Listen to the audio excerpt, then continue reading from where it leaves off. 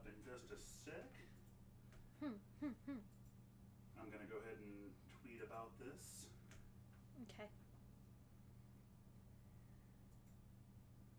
But we should be live. Woo! Live.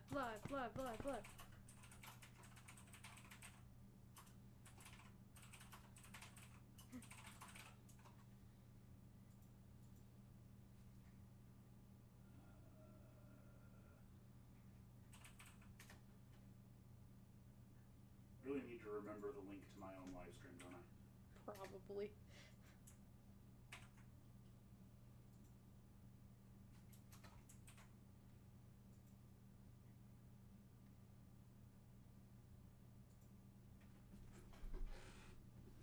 All right. Are we getting people? We're getting people! We're getting people! Man, just immediately somebody says Sonic Heroes or Riot. Look, I want this to be a celebration, okay? I want to have a good time here. You knew it was coming.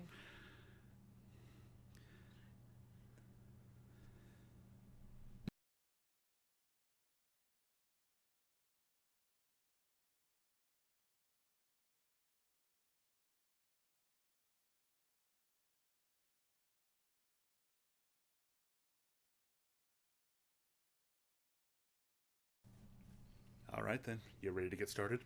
Let's get started.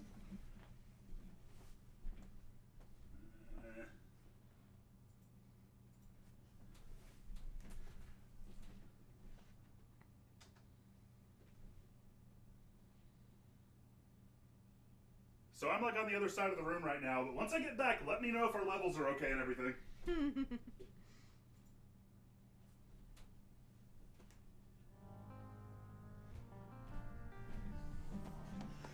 Here we go. Oh, my leg.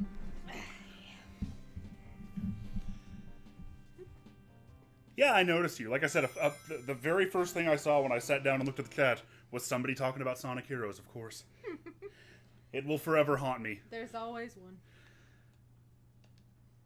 But what we're actually going to start with is, of course, the original. What better place to start? Where it all began. Where one spiky boy was born.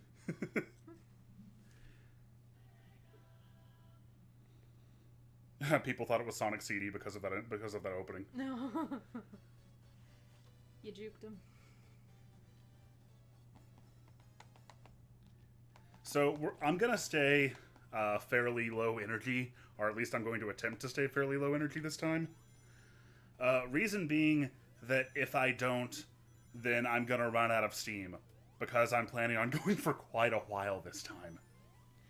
And I didn't sleep that good last night, so I'm going to do my best. And we're off to a great start because my controller isn't working at all. Hell yeah, but look at you go. That's the demo. Will you hand me that controller? Yep. Oh, good. You know, I spent so long getting this whole thing set up. And of course, immediately.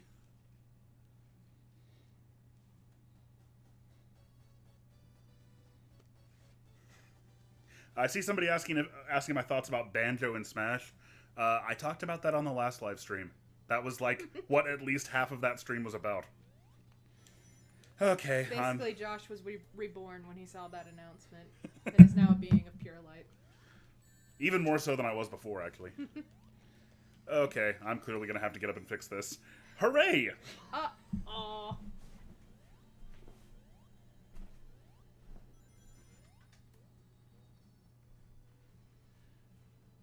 For those of you who weren't here last time, this person with me is none other than my fiancée, Alicia. Hey guys, it's me. You may know her as the voice of Samus from the Metroid Other M video. I'm Bird Dad. What up?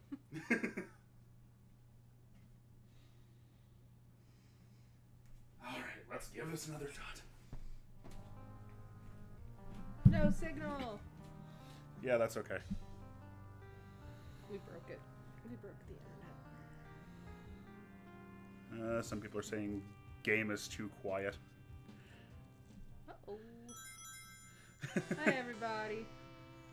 People saying hello to you. So yeah, the controller was working fine in the menu. The cat is being very helpful. Daisy's here to provide moral support, spiritual support, guidance. Emotional support. Sitting on your lap and getting in the way support. Mainly that one, yeah. You don't appreciate anything she does for you. Like, seriously, I spent so, like... You know how long I was down here just trying to get this set up, and this is one of the things I did. I very specifically went in here and tried to make sure this would just work without a hitch. And neither one's doing anything. Fantastic. Okay. What is life without suffering? How can you grow if you don't know tribulation? How can you have a stream without spending at least 30 to 45 minutes troubleshooting it? I mean, I'm just really shocked that you didn't expect this. People are asking what this emulator is. Will you explain to them what this thing is? The RetroPie, right? Yeah, it's a RetroPie. Yeah, it's a RetroPie. You've got so many things. I just wanted to be sure. No, the RetroPie is great. You can put so much stuff on it. A bajillion PlayStation games, Game Boy Advance, Genesis. Just not in 64. I mean, it does technically run in 64. Yeah, but not well. It depends on the game. Okay. Have we ever found one that actually runs well, though? Yeah, Mario 64 runs really well. Okay, name 2. Mario Kart 64. Okay. Diddy Kong Racing runs well. Okay, name 5. Okay, is that controller just, like, not even on? I don't know. I don't know anything. The great thing about RetroArch and RetroPie is that it's super, super customizable. The bad thing about it is that customizing it requires a lot of troubleshooting and jumping through hoops. Sorry, you guys came here for Sonic games and ended up getting a RetroPie lesson. This is distinctly not what I was trying to do here.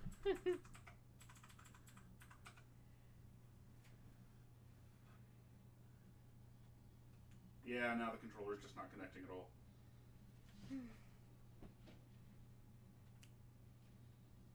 And I don't know why.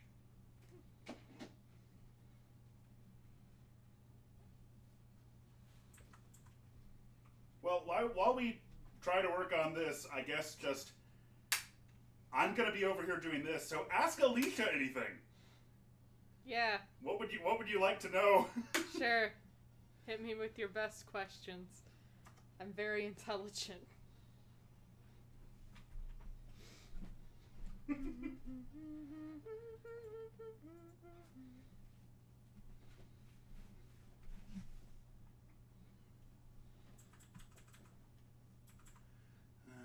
let's see.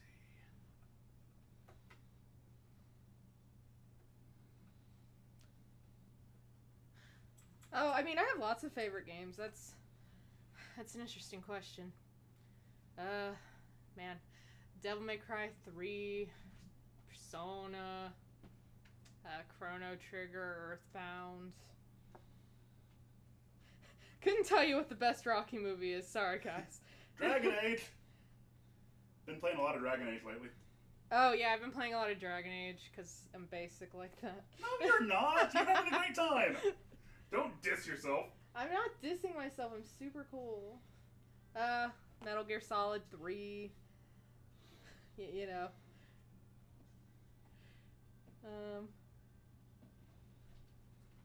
Oh, what did I find in the Geek critique? He knows a lot about Sonic. That's basically all I was looking for in a mate. What else do you need, really?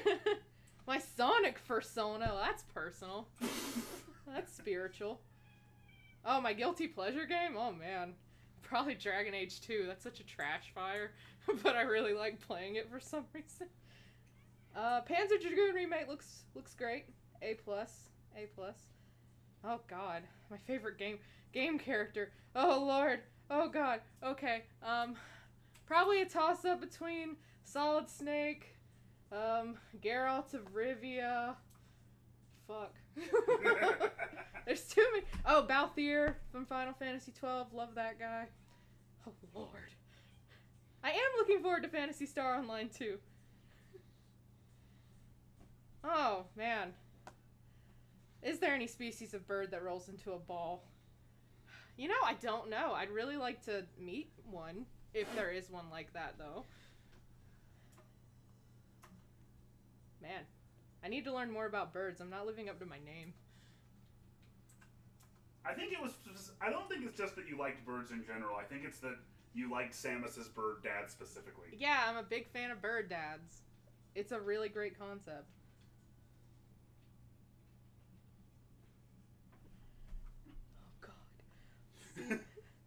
So many. How's your bird dad? He's great.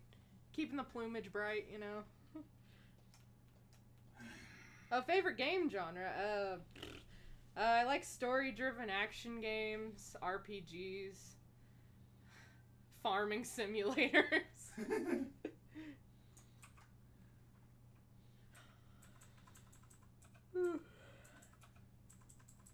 We specifically always debate Metal Gear Solid 5 because yeah. it's still like it's still what I like about Metal Gear, but not what you like about Metal Gear. Oh yeah, I can't stand Metal Gear Solid 5. Like, I understand why you like it, but it hurts me to the very fiber of my being. So, you know. Kiwi birds are just balls. That's adorable. I didn't know that. I need to learn more about birds. I'm gonna go to bird college. I can't confirm or deny what all we're gonna be playing tonight, because I don't actually know. At the very least, I'm gonna be doing Sonic 1, 2, 3, CD, and Knuckles. Not necessarily in that order. I forgot about Sonic 3 and Knuckles. As well as probably at least one of the two adventure games and Generations. And possibly, probably more than that. We'll see. Oh, well, I've never played the old Doom games, but I love the Doom 2016. It's super good. If you guys haven't played that, give it a shot. Fight demons, get money, you know? Oh man, I don't even know what puzzle that could be referring to. Wow. Been a while since I've played Dark Souls, though. Well, man, I've been trying to get Josh to watch JoJo since we've been together. So, about 3.5 years. Yeah. He won't believe me when I say JoJo's his life. It's not that I won't believe you. What are my favorite Sonic games? Oh, Uh-oh. I really like Sonic Mania. I played Sonic Adventure 2 a lot when I was a kid. Okay, I think we're actually ready to go now. Oh, wait, my favorite Persona game. Wait. All right. We'll talk about Persona for just a second. That's a loaded question. You see, Persona 3 was my first Persona game and probably, therefore, my favorite. But I don't know, I put a ton of time in Persona 4 as well, and I like all the characters. But then I love Persona 5. I just find a lot to like about each series. So that's a tough one. I'll pull this in a little closer to us. Oh, Kazooie definitely qualifies as a bird mom. Whose mother is she? I don't know. Like yours if you need it. Okay. Okay, I think I've got it now. Let's see if it sorry. works. All right. Welcome, everybody. Hey. To the Sonic Anniversary stream. The cat is back on my lap. I think I've got it at least sort of fixed now. How would you guys react to a Heroes 2? Okay, I'll answer that. I would actually be open-minded to it. I think that the problems that I encountered in Sonic Heroes were sort of very specific to that era of gaming. And I would be fine. Yeah, like, I would keep an open mind. Oh, I love Persona 4 because it's kind of like the JoJo's Bizarre Adventure Part 4 of the Persona series. You know, Persona is technically a Sega franchise, so I mean, this technically, it's on this brand. is tangentially related. Anyway, I'm actually playing the game now. The controller is working for now. The cat is once again on my lap. I'm gonna die, yep. I always forget about that. So, I've already died once in this game. But you never died. We're off to a great start here. Ever. That's an apt metaphor for how the stream's begun so far. Yep. I think it's going well. Okay, so as I was saying before, I'm gonna try to keep it a little more low energy this time because this is a marathon. I need to conserve my strength. We are of course gonna be taking questions, talking about the games, but I'm gonna try not to be quite so. Hey guys, it's the Geek Critique. Oh man, I never sound like that. I don't think. And I'm gonna die again. Spike bug. I might get a game over in Green Hill Zone. I don't think I've ever seen you get a game over in a Sonic game. I think that the universe just might collapse in on itself if that happens. Just not off to a great start here. I'm a little torn up over the controller issue, I think. I'm really sorry. You want some Gatorade? No, I'm good, thanks. Not sponsored. What kind of Gatorade have you got there, Alicia? Gatorade Frost Thirst Quencher. Gatorade Frost, huh? Enter the code Geek Critique at Gatorade.com. Go to Gatorade.com/Blue Frost. Hey, Blue Frost, that's also on brand. Ooh, there you go. So let's talk about our experiences with Sonic the Hedgehog 1. I think that's a good topic of conversation. Sonic 1, I don't think I'm exactly alone in this, in that Sonic 1 was not the first, like, even among people my age, I think it's pretty common that most people probably played 2 first. 2 was the best-selling of the classic series. It was packed in with the Genesis for, I believe, a longer amount of time. So, to come back to Sonic 1, like, as a kid, after having played 2 and 3 previously, like, you know, it always felt much rougher around the edges than it probably would have had I actually played it in 1991. What was your experience playing Sonic 1 for the first time? Well, I remember one time we went to my stepmom's aunt's house, I think, and their kids had it and I played it, so that was a pretty good time. And then we played b-ball, so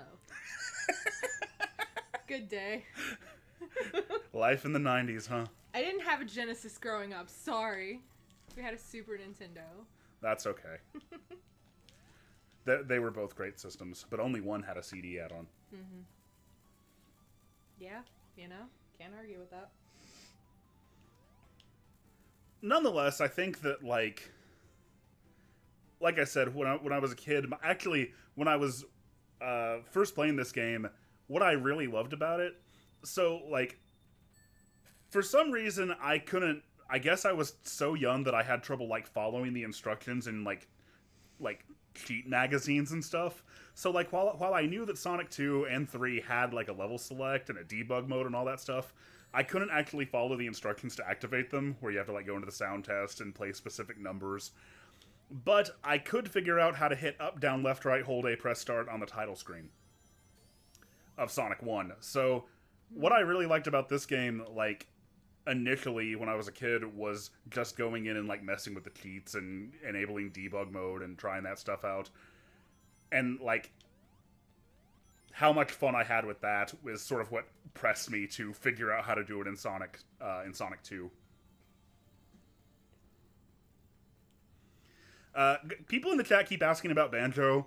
We talked about that on our live stream last week. Like, that the whole thing was about E3. If you look on my channel, you'll find, like, a TGC live playlist. And you can go back and check all that stuff out there. We're mainly trying to keep the topic of conversation on Sonic, at least for now.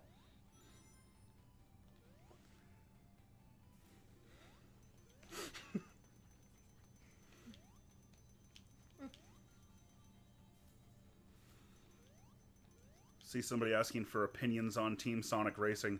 You know, it came out like about a month ago now. Got it when it came out. Played it quite a bit for like the first week or two. Yeah, haven't really touched it since. You were super into it for a while, though. I think it was more fun than you thought it was going to be. It was definitely more fun than I thought it was going to be. But, like, the problem is, it's one of those games that... Oh, I'll talk about JoJo. It's one of those games where, like, there's, like, Transformed is just such a better game in pretty much every way that matters to me. Transformed is really fun. Like, I was getting into that shit.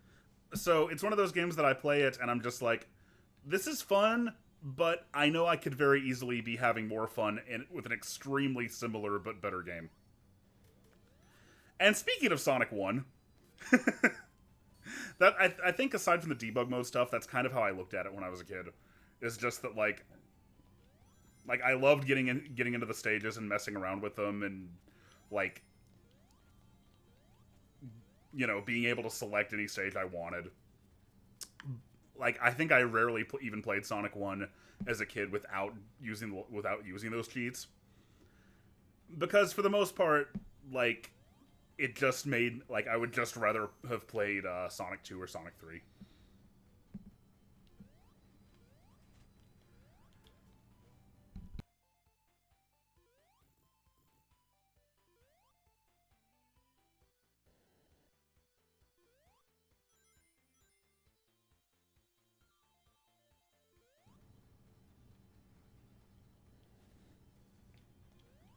Oh, we have someone asking if this game was in Sonic Mania. I mean, if this level was in Sonic Mania. Excuse me.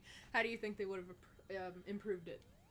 Marble Zone and Sonic Mania would have been a bit of a bit of a weird choice. Although I guess Marble Zone was in like the Lego Dimensions. Like there was some Marble Zone representation in the Lego Dimensions Sonic DLC thing. Oh, was there? I don't remember that. Yeah, I think there was. I remember Green Hill Zone, but Green Hill Zone is always in everything. Everywhere. All the time.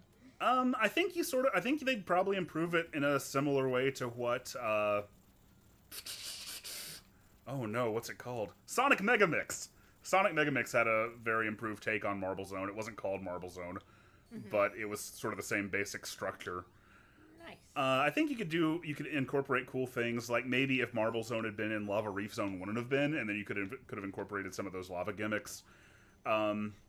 I think you could, like, basically it's sad that that's kind of where my mind goes though. Like to make Marble Zone better, add things from better stages. I think the very blocky structure of especially the underground portions of Marble Zone don't really lend themselves well at all to Sonic's gameplay.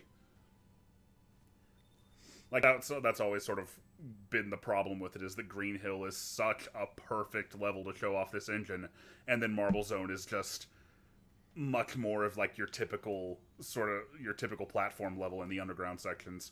And you know, Sonic Team has said before that that contrast was intentional. They were trying to go with like pacing.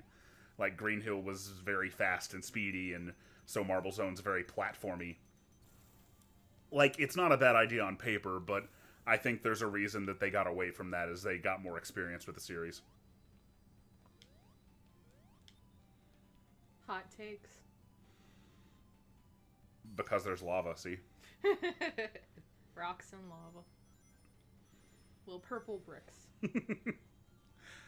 But, what do you think they could have done to improve Marble Zone in Sonic Mania? Given all the robots a gun. I think Turned it into like a bullet hell type deal. They're just firing their firearms like constantly. Honestly, I changed my answer now that I'm thinking about it. The way to improve Marble Zone is to increase the number of caterpillars and put it underwater. Everyone knows that. I can't believe that I forgot. So how would Marble Zone be like in 3D?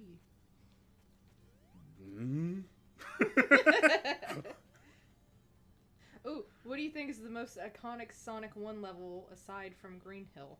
Aside from Green Hill, well, you kind of get into that problem of, like, the earlier levels are probably going to be more iconic because more people would have seen them. Yeah. I don't think I remembered anything past Green Hill Zone. Like, we've been talking about Marble Zone. Maybe you should answer this one, because as somebody who's not super experienced with the series, can you think of another level besides Green Hill in this game and Marble Zone, which we're looking at? I mean, I can only really remember Green Hill and Marble Zone because you used to always yell about Marble Zone. Yeah, like, it doesn't even... Oh, shit. It doesn't even have to be, like, in context. Like, I'll just be reminded of Marble Zone and I'll get mad about it. You get a dark, faraway look in your eye. My actual answer, though, would probably be either Labyrinth Zone, because it's kind of infamous. People remember that drowning music and everything. Yeah. Or, I mean, Starlight Zone was in a lot of the advertisements because it was, kind of another spectacular fast level. What would Sonic's stand be? Oh, You'll man. have to answer this one. I only kind of understand the question. Okay. I need an American rock song that involves speed. There's a lot of those. Yeah, exactly, man. The Power Rangers Turbo theme song. What a good name for a stand. Ooh, can you make sense of the lore in this franchise? That's never been my purview exactly. It's really not. I like the gameplay. I'm a big lore person when it comes to video games, but he's the game child. Well, maybe that's what we should focus on then. Maybe like you'll see more of the appeal of the Sonic series if we talk more about the lore. If you understand the deep. I can't even do it. It's really ooh, Sonic Youth. That would be a good name for a stand. Yeah, no, Sonic Youth would probably work. Mm-hmm. Live and Learn is Live and Shadow Learn. Stand. Oh, yeah, Shadow Stand. Yeah, I guess that does work a little bit better. I don't know. Shadow Stand would probably be Black Parade. Let's be real. Well, when he was a young boy, his father, Gerald Robotnik, took him into the city. See, this is the lore stuff. We're writing the lore that matters. I mean, the lore of Sonic 1 is just... okay, was the fact that Sonic was born on Christmas Island, was that, like, part of the canon initially? I think that was a part of the original series Bible, so that's part of the lore in this game. Okay, come on, guys. We're gonna work together, and we're gonna piece this together. It is at least canon now that... That smells like Teen Spirit. That would be a good Sonic stand. It is at least canon now that the classic series and the modern series do take place in separate dimensions, so that's nice. I didn't really appreciate the way that Generations tried to sort of have its cake and eat it too, and say that, like, hey, Sonic, your future's gonna be great! Like, there's way too many inconsistencies for that to quite make sense. Yeah, trying to smush together little baby Sonic and then grown-up cool boy, edgy cool guy Sonic. It doesn't really I guess work. we know which one's your favorite. I like little baby Sonic with his little belly. He's adorable. Oh, don't stop me now. That'd be great. Sorry, I'm really into this idea now. So, what does a stand do exactly? Oh, it's like the manifestation of your will that you can summon to use your powers. Like, Josuke Stand from JoJo's Bizarre Adventure Part 4. He has the power to heal, like, other people, but he can't heal himself. But he uses it in very creative ways. What? Jotaro, his stand is Star Platinum, and it can stop time for like 3 seconds, and it can punch really good. Those two powers don't seem to be linked together exactly.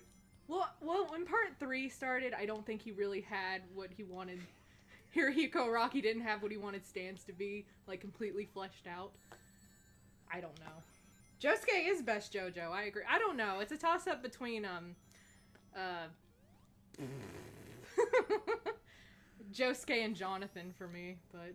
Josuke and Joseph. Oh Those God. two are my favorites. Jonathan's a good boy, but... JoJo's Bizarre Adventure honestly kind of scares me because, as long as it's been running, mm-hmm. and as much as there is to it, like, it's the kind of thing that has so much, like, sort of like Doctor Who. It has so much, like, history and trivia and stuff like that that it would take up an enormous amount of my time and, like, memory space and it got, if I liked it. And it got weirdly soft rebooted in Part 6, you know? I always hated those guys. Jonathan is a very wholesome boy, yes. But Joseph is certifiably insane, so I love him. I like somebody quoted me, "We're going to talk about Sonic for now." And here we are. Sorry, we kind of got off on a JoJo's tangent. Well, somebody asked what Sonic's stand would be. I mean... And that's a very good question that needs to be explored. And then I was worried I couldn't really understand the question because I didn't know what a stand was. Like, we had to answer that question, apparently. We have to answer questions. Yes. Has Sonic wore the same socks for 28 years? I'm sure he has multiple pairs. I don't know. I saw something recently, maybe somebody in the chat can help me here, where Sega claimed that Sonic never takes off his shoes. Like, I think I saw that just yesterday. Ew. Which is funny, because, like, the plot of Sonic Labyrinth was dependent on Sonic taking off his shoes, so... riddle me that, Sega. I mean, maybe it's like Pokemon rules and he was just born with them. Are you saying that a game is beloved and important to the continuity of Sonic as Sonic Labyrinth is just invalid now? Somebody says, what would TGC's stand be? You know, I still don't understand the concept well enough to give an answer. Basically, pick your favorite rock song and pick a power you would like to have. Okay. Probably the Power Rangers theme song. There you go. And being a Power Ranger. There you go. Does that work with that? TGC stand Power Rangers theme song. Power being a Power Ranger. Probably something like that. Does Sonic take off his shoes in the new Mario and Sonic? These are the important questions. Yeah, you're right. Actually, no, because he's like seen wearing different shoes. So he's like, Sega, come off of it. Sonic has to be able to take his shoes off. Oh, why do you think Sonic attracts some colorful fans? I don't understand the question. You know what he means. I mean, any fandom is gonna have, like, some... Like, I think Sonic has been spitballing. I mean, so something that Shaymay's talked a lot about is how Sonic keeps reinventing itself and keeps being so many different things instead of, like, focusing on any one consistent theme for too long. And it does that in terms of gameplay, and that's mostly what I focus on. But it's also done that in terms of its story focus, in terms of its character focus. I think that's generally sort of like why Sonic has such a diverse fan base of people who like the series for completely different things. Yeah, like people who came in during the adventure games and have one very interesting idea of what Sonic is, and then people who came in with the original, like, Genesis games. Yeah, like something, I'm paraphrasing, but something Chase said in his series that has sort of stuck with me for the past couple of weeks is when he said something to the effect of, like, it's to the point where I can say I'm a fan of Sonic, and you can say you're a fan of Sonic, but we might be talking about two completely different things. And that's absolutely 100% true. So, you know, taking into account that even series with completely consistent fan bases, with completely consistent, like, themes and characters and focuses, you know, you're always going to have some people who like it for different things or who take it in some different ways, and that's fine. But even more so with Sonic, just because of how many different things the series has tried to be. Yeah, also, I mean, I say this lovingly because I love Sonic Adventure growing up, but when you're, like, a baby teen, the kind of energy that Sonic Adventure 2 is putting down, you're going to pick up on really hard. Oh, yeah. No, I did too. That's going to lead you to maybe make some fan art and maybe write some fan fictions. That's all. True. And there's nothing wrong with that. Like, I talked about that in the video for it. Like, at the time I saw Sonic Adventure 2 as this, like, more mature take on the franchise. Sonic was growing up with me, and it's darker, and it's more mature, and it's and now, you know, I see it for the poorly translated, goofy, cheesy anime trash that it is. But it's great either way. That's not a bad thing. Ooh, Eggman Stand would be the Beatles' Walrus song. I agree with that. Yeah, definitely. He is the Eggman. Sorry. But yeah, I think that's kind of, like, that is absolutely the source of all of the, like, broken baseness in the fan base. Is that, like, there's just people who only like one particular take on Sonic, and they think that's what it should all be. Yeah, now, like, the developers themselves are trying to cater to both tastes, and it's just, you know. Like, I think there's a good way to do it. Like, that's actually something that's, like, a lot of people say Sonic just needs to be one thing. It needs to, like, have a clear focus. I think individual games definitely do. I think Sonic Force's downfall was definitely, let's try to please everybody. Yeah. But I think that it's okay if, like, look at Spider-Man, for instance, and how many different takes on Spider-Man there are. How many different, like, continuities and different versions, and, like, there's nothing wrong with a story or with a franchise like this having, like, some different focuses and some different lores and some different continuities. And I mean, that's something that Sonic has had since the very beginning, because, like, even before the cartoons came out, the American lore or the Western lore and the Japanese lore were vastly different from each other. But so yeah, I think with individual games, it probably needs to have more focus. Sonic Generations gets away with it for being an anniversary game, of course, and for just genuinely pulling it off really well. But outside of, like, special events like that, like, I would prefer there to be, like whatever a new Sonic game is going to be, if it's going to be, like, this is a comparison I remember making before. If you compare Sonic Mania and Sonic Forces, what made Mania great wasn't just that, like a lot of people were saying, oh, look how good Sonic Mania is in comparison. This just proves that, like, the classic style is the only way to make a good Sonic game, or something like that. And I don't think that's the case. I think what made Mania so great is that it knew exactly what kind of Sonic game it wanted to be, and it executed on that really, really well. Like, that's the difference. Someone's asking, what do you think of the Sonic Adventure 2 fan dub? I have not actually watched it yet. I keep seeing, Okay, wait a minute. Is that the one that's done by Penny Parker? Who played Sonic in My Heroes episode? If it is, I keep seeing her tweet about it. But I think that was a Sonic 06 fan dub. If it's not her, then I don't know what you're talking about. And I have even less of an idea. Sorry. I'm here for the stand talk. You're here to talk about JoJo's. To cover that half of the conversation.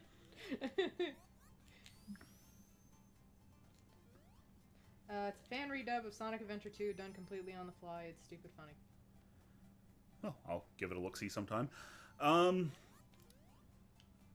As somebody who's played these games a lot, it's always really funny for me to see those, like, meme images of people, like, freaking out about remembering the drowning theme in these games. Because it doesn't scare me at all.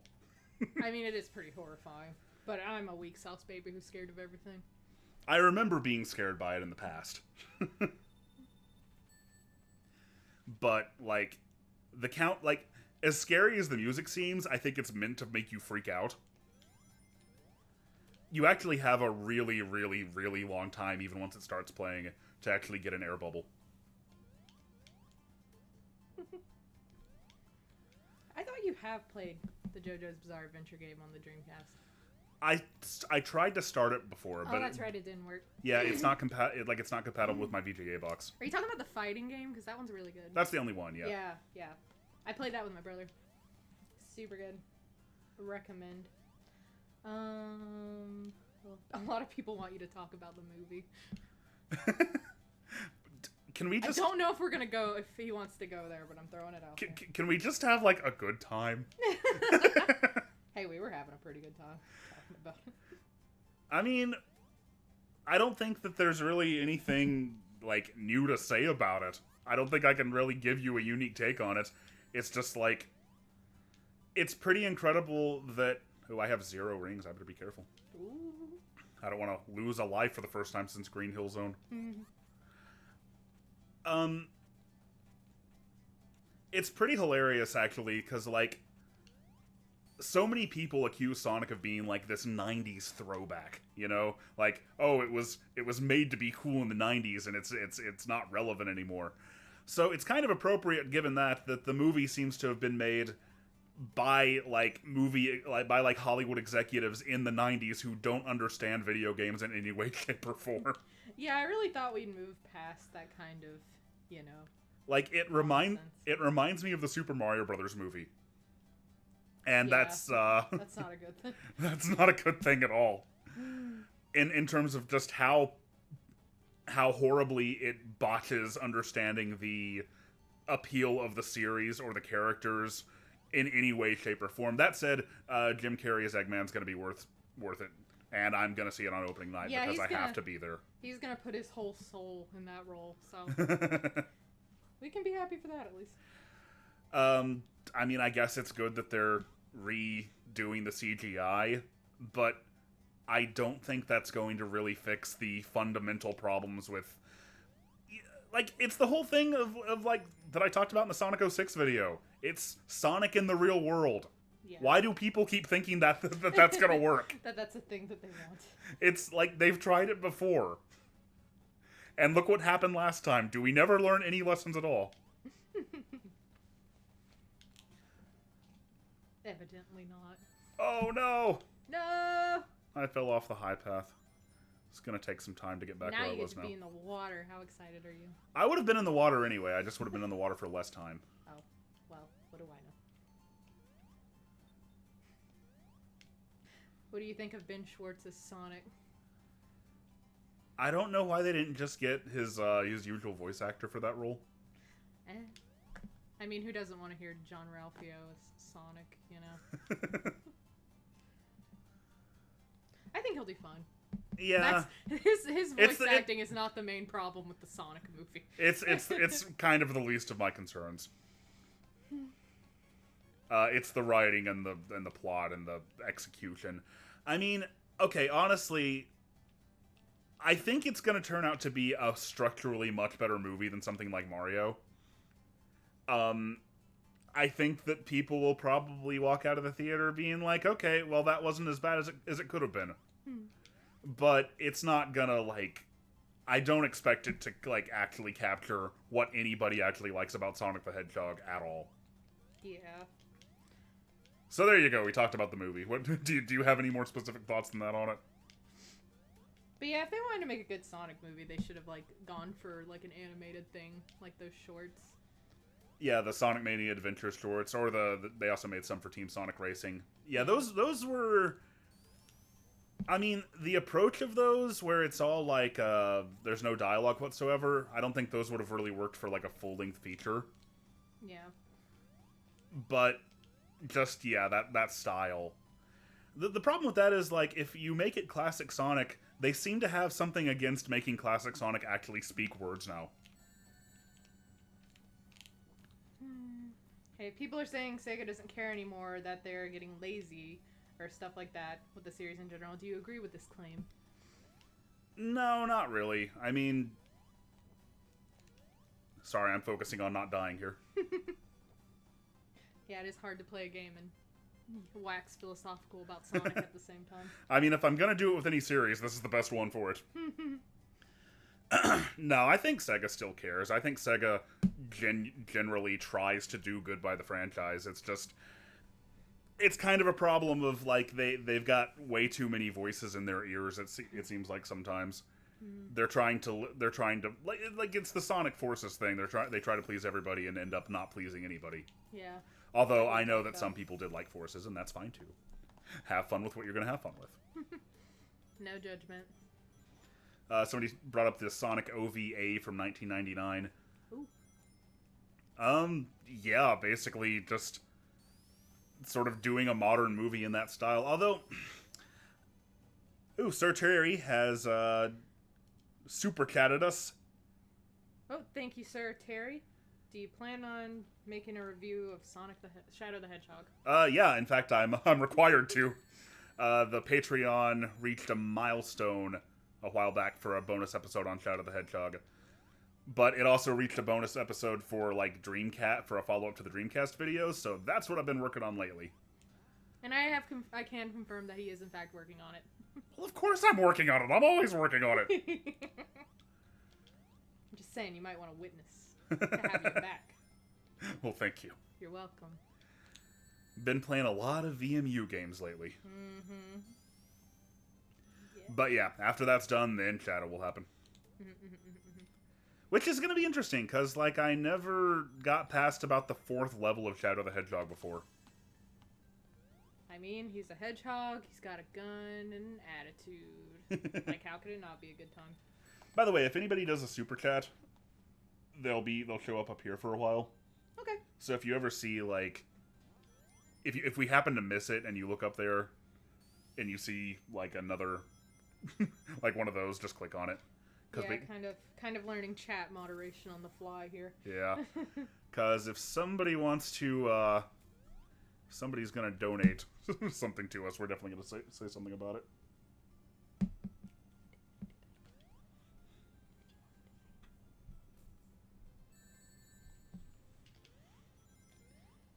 And Sir Terry says, "Subscribe to Sir Terry." Maybe. I mean, I guess if you're gonna donate, sure.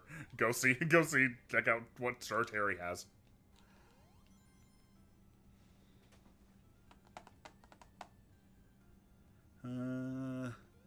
Yeah, people are talking about the Shadow the Hedgehog true ending, which you like.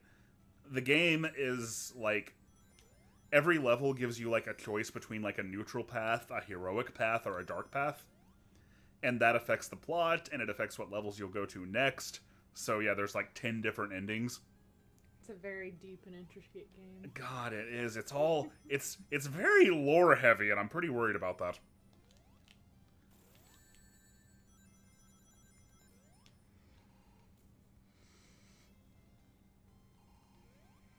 Well, people are talking about the merits of the voice actors.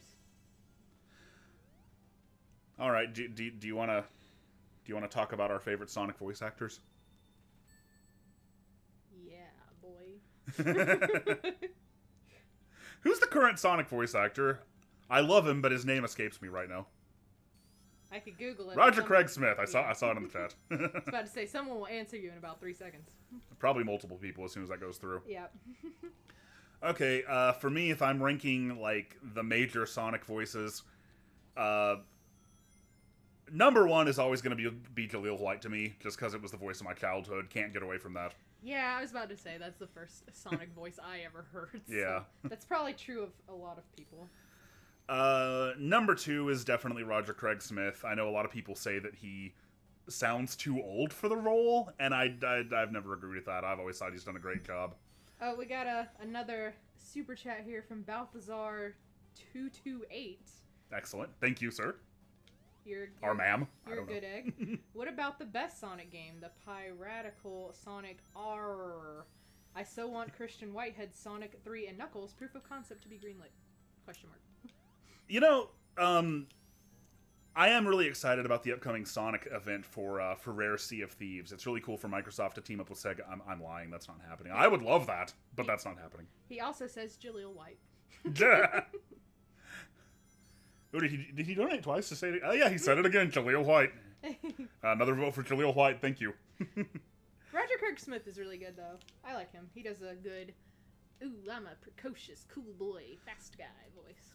I don't know. A lot of like the adventure kids. I know you're not kids anymore, but you know, a lot of the adventure kids and like the Unleashed kids really don't like Roger Craig Smith.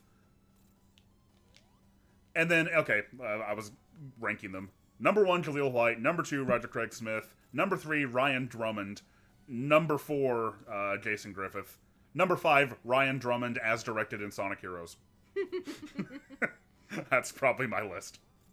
That said, I think they all have their merits. I think they all had their moments. There's never been a voice for Sonic that I've just been like, well, that's totally unsuitable. Aside from the OVA voice when I first heard it, but then you watch the OVA and it weirdly works perfectly for it. And I can't imagine it being any other way. Okay, now they want your hot take on the Eggman voices. The Eggman voices. Okay, see, I don't know the voice actors as well for Eggman, I feel like. At least not off the top of my head. Somebody list off the Eggman voice actors, and I'll tell you based on that. But I can tell you that, like... somebody wrote Bristow, Cummings, or Pollock. Okay. The definitive Eggman voice, like the first thing that I imagine Eggman sounding like, nowadays is probably Mike Pollock, just because he's done the voice for so long. Of course, the voice of my childhood there, more than anyone else, was I think his name's Long John Baldry, who did the voice in the Adventures of Sonic the Hedgehog cartoon, and was one of the best things about it. Even going back that far, Eggman, or Robotnik/Eggman's voice acting was one of the best things about some part of the franchise. Oh, Balthazar threw out another donation. Thank you, Balthazar. Thank you. Oh, is that Sir Terry? Oh, if you don't like Jaleel White, that's no good. I agree. That's no good. Oh, Sir Terry, back at it again. Thank you guys so much, you guys by the are way. So Jeez. nice. Okay, rumor has it that Sega planned to make Sonic Adventure 3 if the Sonic Adventure 1 and 2 remakes do well. Ah. Well, there hasn't been a remake announced. Assuming this is true, what are your thoughts? Okay. I got it out. So I guess oh god. I guess my first thought there is that, like, I'm getting a little, like, burnt out on what seems to keep happening. Oh no. Arrgh. You can do it. I can do it. I'm fine. You are the Everything's hedgehog. fine. I'm getting a little burnt out on what keeps happening in the gaming industry, where, like, with the Crash Bandicoot remakes, for example, like, remakes of old games come out with the idea that, like, okay, if this does well, then we'll just make an outright new game. So even if a Sonic Adventure 1 and 2 remake happens, I wouldn't necessarily think that it's going to get beholden to, like,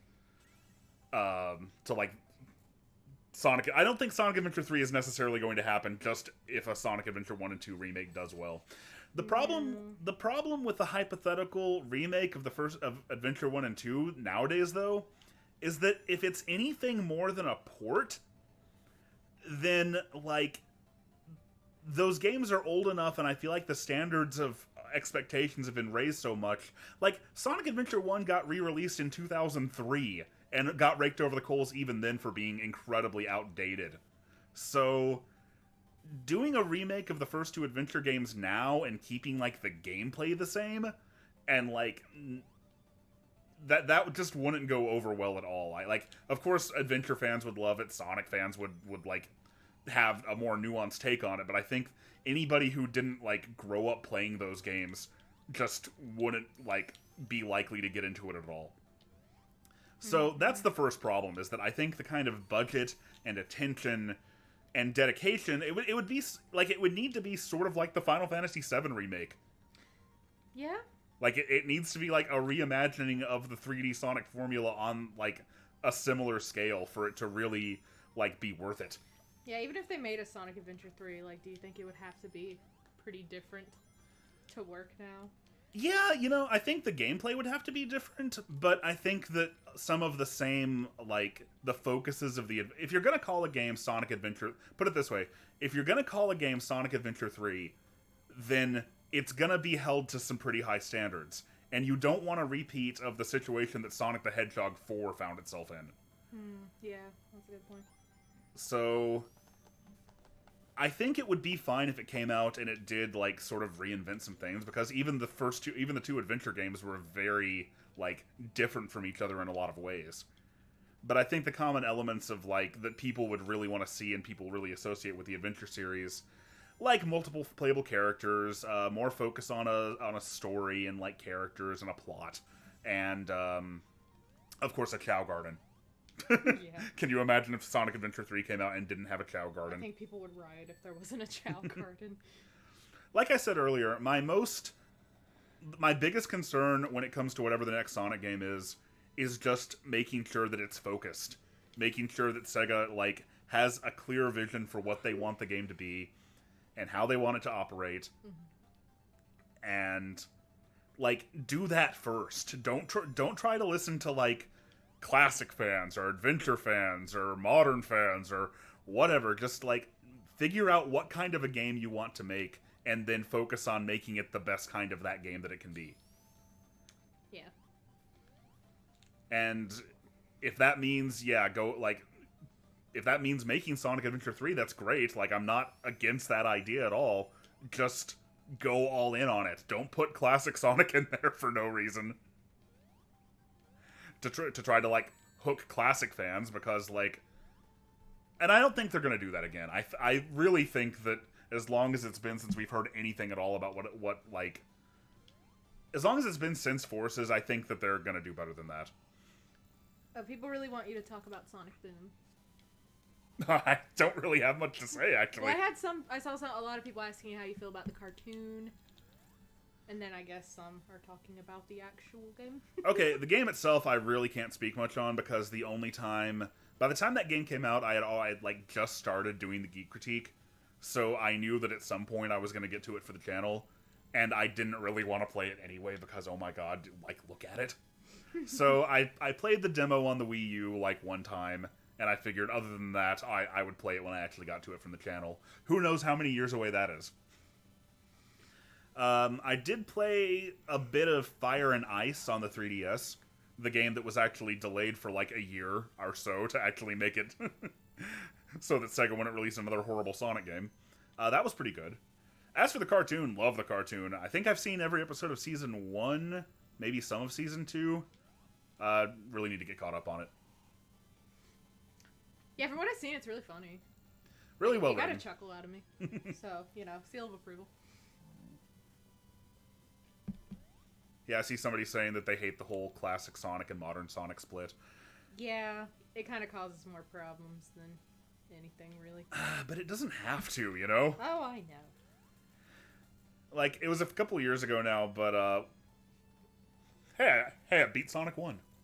Oh, hell yeah! Oh, sorry, I was yawning. Like, I just always remember at the, like the 25th anniversary live stream where they announced Sonic Mania. Like, they opened pretty much with announcing Sonic Mania.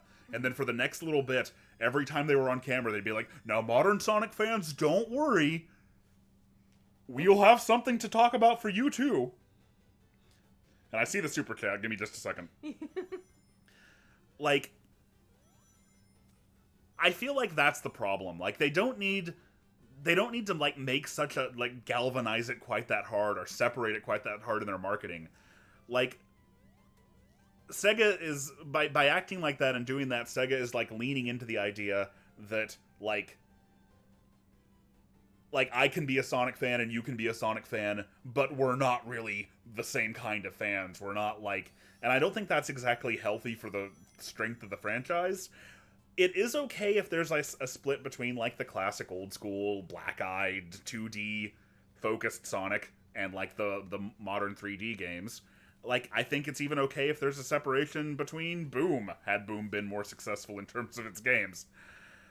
That's not the problem. The problem is when Sega tries to, like, sort of... What's the word I'm...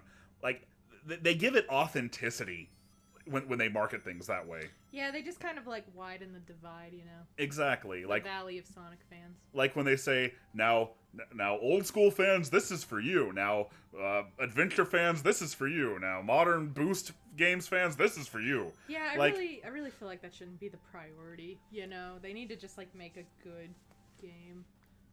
Like, just say, hey, Sonic fans, if you're a fan of Sonic, this is for you, and let the game speak for itself. Yeah.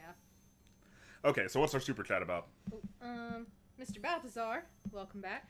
Thank you so much, by the way. Thank you. He says, I feel like T-Loops has just set the Sonic music bar so high that I don't want anyone else doing the soundtracks. I'd even take a Chaotix OST without the game, just from his remix of Door to Summer. Oh, that would be phenomenal. I absolutely agree. Yeah, T-Lopes has been, oh, dang it, I didn't get any of the Chaos Emeralds. Look what you've done. Now no one will be able to stop him. Hey, he only has 6. He can't do anything with that. Oh, good point. Alright. But yeah, T-Lopes has been great. Alright, give me just a second. I'm going to set up something for Sonic 2. Sonic 2. Sonic 2. If you guys got any more weird questions for me, feel free.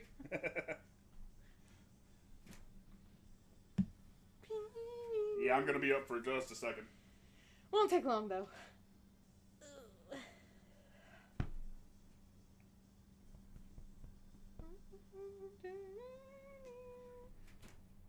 Just a sec. What? What'd you do? I just dropped the remote.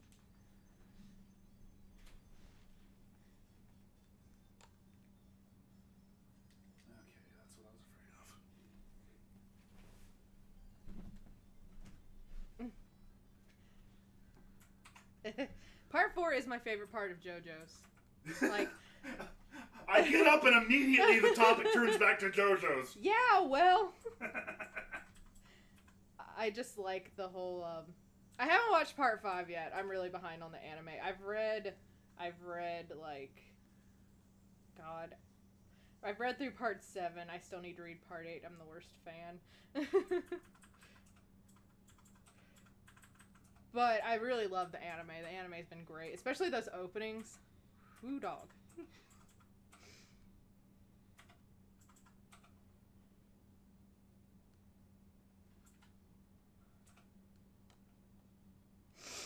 What's my favorite video? We talked about that earlier. That's a hard question. What's your favorite video game? Yeah. Man. If I had to, like, narrow it down to one game, I don't even know if I could do that.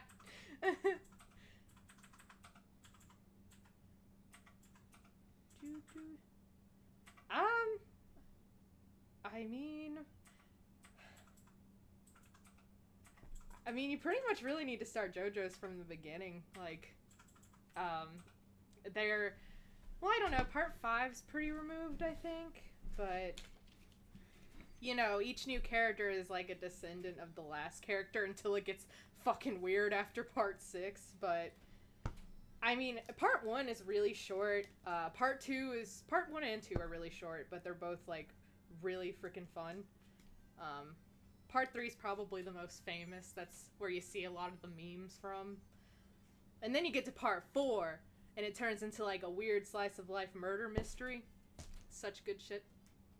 It's such good shit! Kira Yoshikage is probably one of the like creepiest anime villains ever.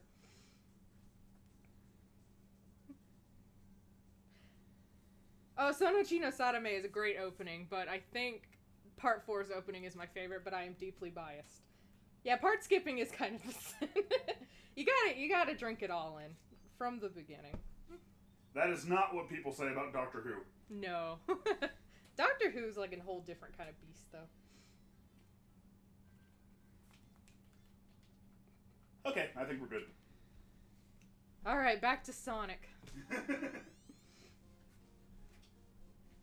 And what I was specifically getting set up there...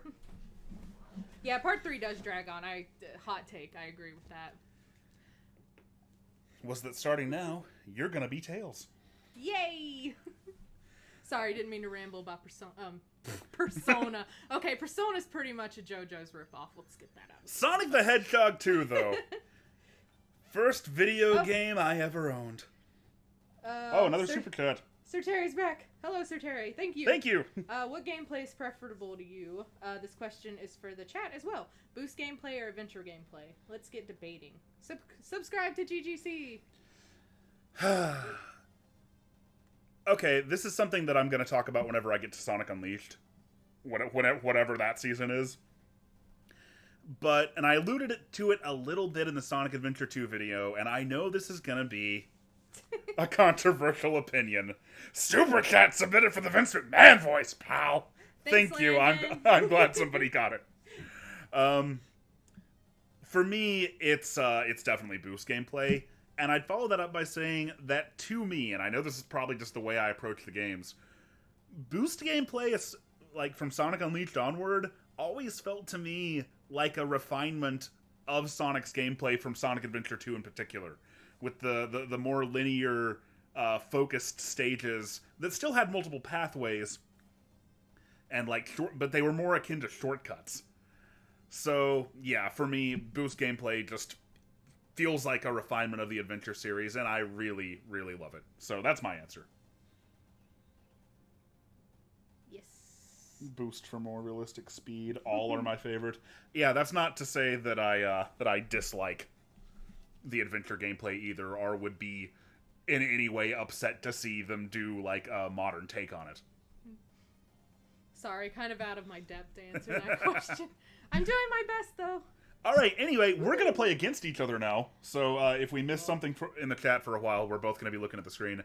We're gonna be playing Sonic 2's competition mode. Well, this is gonna go poorly for one of us. This is gonna go great, actually. I think you can know which one it's gonna go poorly for. So, okay, good. Everything's working. I'm Tails. Oh wait, you can't spin dash on this. Yeah, you can. What? Oh, you can. I'm just dumb. Woo! So, I'm the best boy, Tails, Sean. I didn't appreciate it at the time because, like, as I've said, this is like the first video game I ever owned. But it's pretty freaking crazy how in 1992, Sonic Team was able to do this.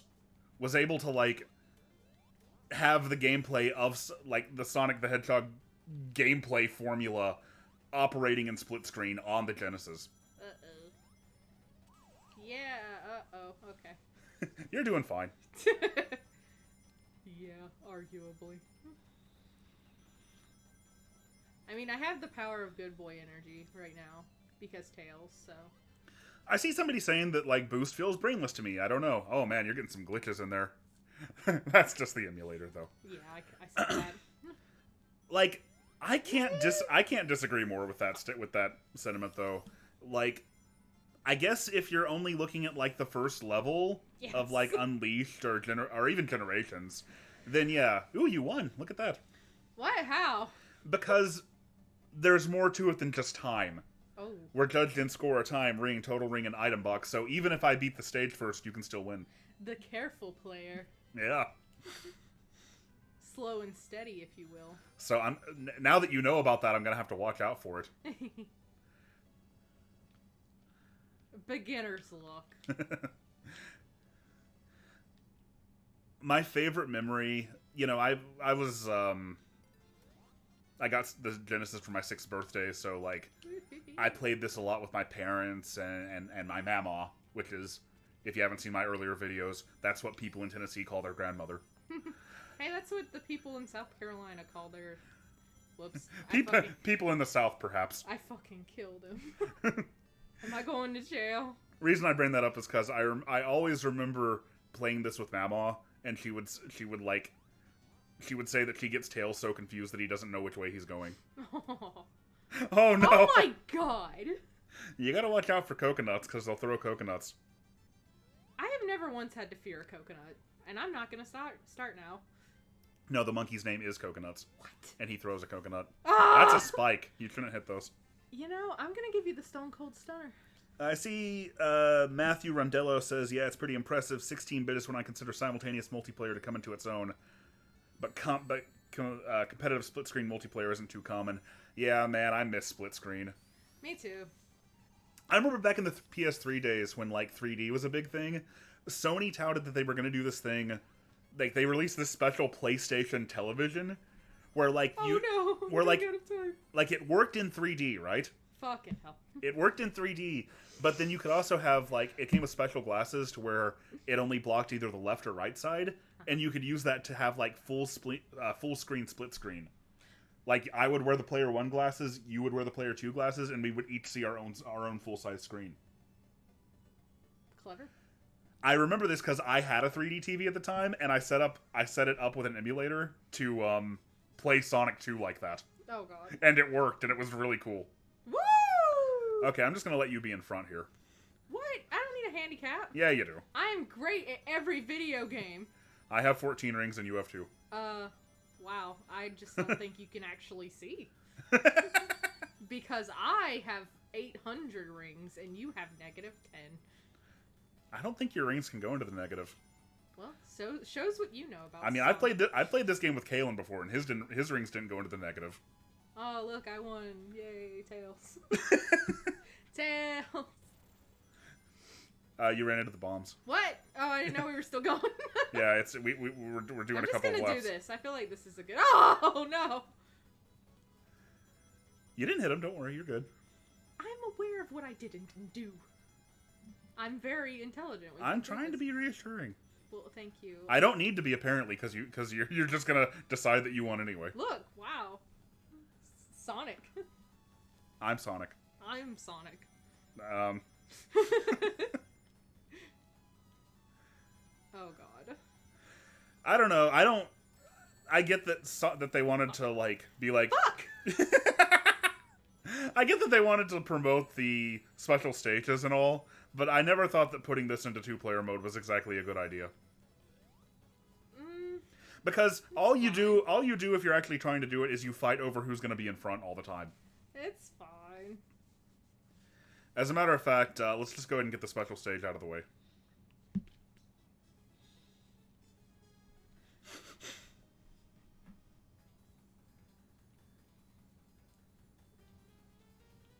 Here we go. Purple My this winning time. strategy. Yes! I've got 3! No! Oh, I'm supposed to let you in front, I'm sorry. Oh, I think you... No, you're...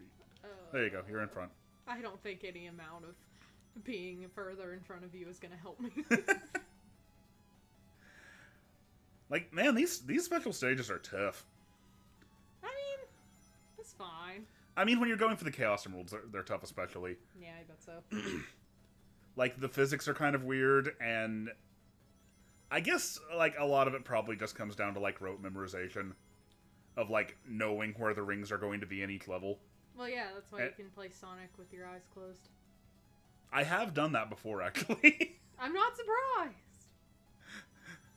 One time Steven told me to play through Emerald Hill Zone with my eyes closed. Look, you won! Tails! You actually won in real life, though. Oh, no. Not just in your imagination. If you believe, anything can be true. Oh, God. What? What are you laughing at? I'm really proud of you for winning that last round. I'm really proud of me, too. Thank you.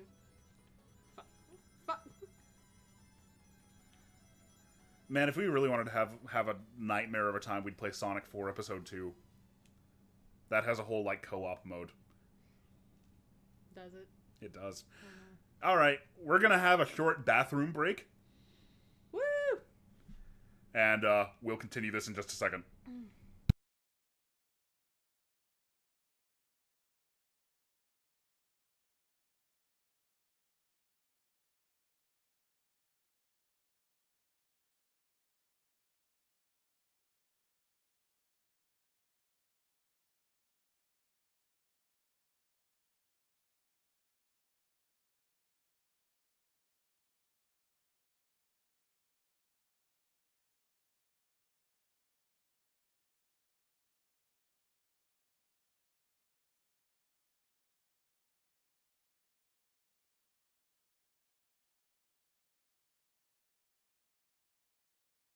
Okay, I'm back. Guess I'll just take some questions from the chat myself here. Have you ever seen a Neo Geo Pocket Color emulator? Yeah, in fact, there's one on the RetroPie here. I might play some Sonic Pocket Adventure later. Unfortunately, yeah, it doesn't have the clicky stick, so that's unfortunate. Can you feel the sunshine? All the time. Absolutely. Looks like some people were talking about the Smash DLC, maybe? I wonder if anyone on the whole planet Earth has managed to pull off well-synchronized two-player gameplay in Sonic 2 and 3. I know a really impressive speedrun did it, but of course, it was like tool-assisted. That would be really cool if like a tandem speedrun could be done, and maybe it has been. I don't know. Okay, a non-Sonic question. That's fine. We're taking a break here. Matthew Rendello wants to know, how do you feel about the newfound appreciation Tropical Freeze has received since your video with the Switch port and all? Yeah, that's of course been really nice to see. I was really, really happy obviously to see it get a Switch port. And, you know, I feel like sort of the reception that Tropical Freeze had, it was nice because it was totally removed from all the should-have-been Metroid stuff this time. Like, I think the game got a chance to shine on its own merits, and to a much bigger audience because of that. So yeah, that's been nothing but fantastic.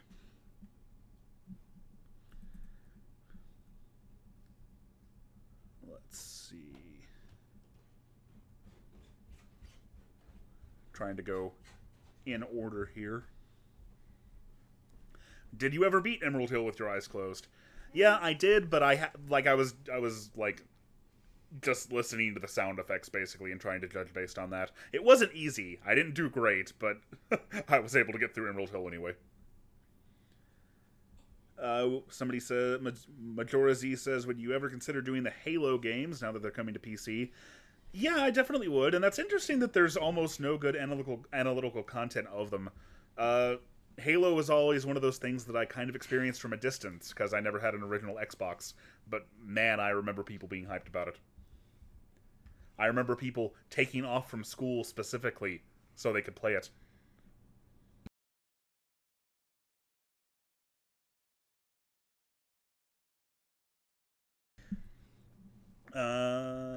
Is it no use? Probably not. I'm back. Oh, Elise is back, yes. Hello. It actually is of use. You just have to wait for them to pick up, like, use their telekinetic powers to pick up physics objects, and then you can attack them. It's no use to attack them before that, though.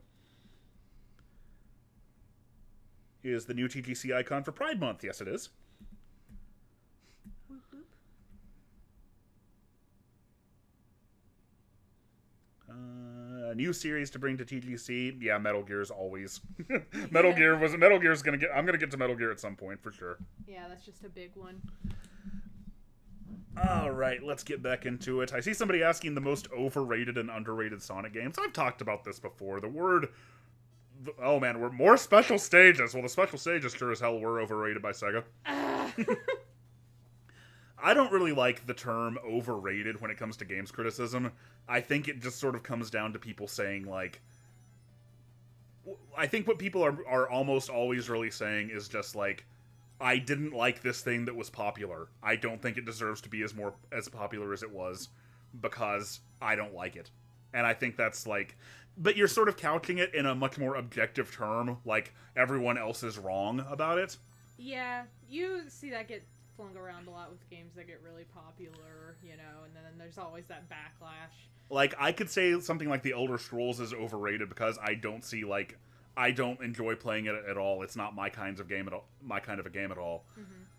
Anyway, to actually answer your question, though, I guess I'm just gonna take that on, like, a game that lots of Sonic fans seem to like that I don't so much, and vice versa. Okay. I mean, Sonic Heroes has its fans. You can jump!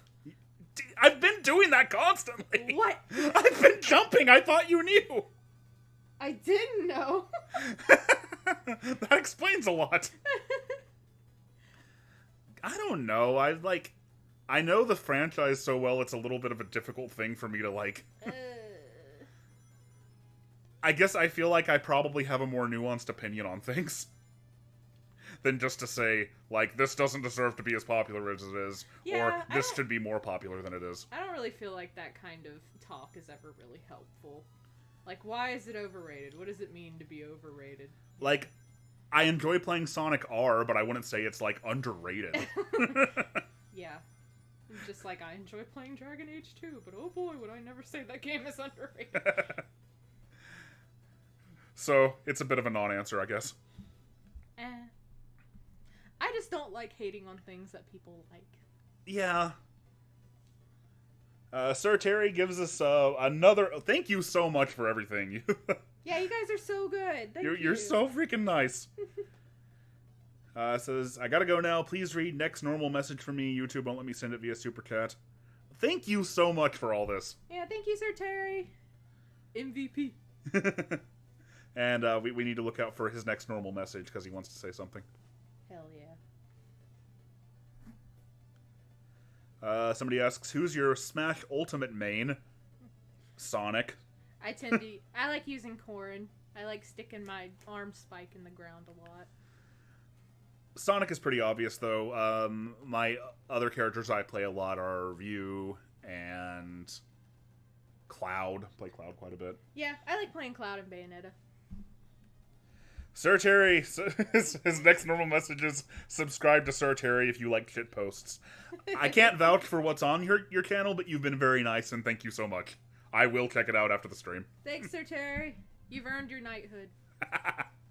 Alright, we're going to save Casino Night Zone for last, because that's like my channel background. Now we're going to play Mystic Caves. Mystic Cave Zone, that is, not caves. It's a singular cave, you see. No, you messed up. Oh, no, I messed up. You did. Ah. This is the level... Oh! Ah! When I play multiplayer, Yes. it usually ends on this level because player 2 usually dies. Well, yeah. So try not. You only have one life left right now. Be careful. It's gonna go the way of the angels. I don't know why the simulator messes up 2-player mode so hard.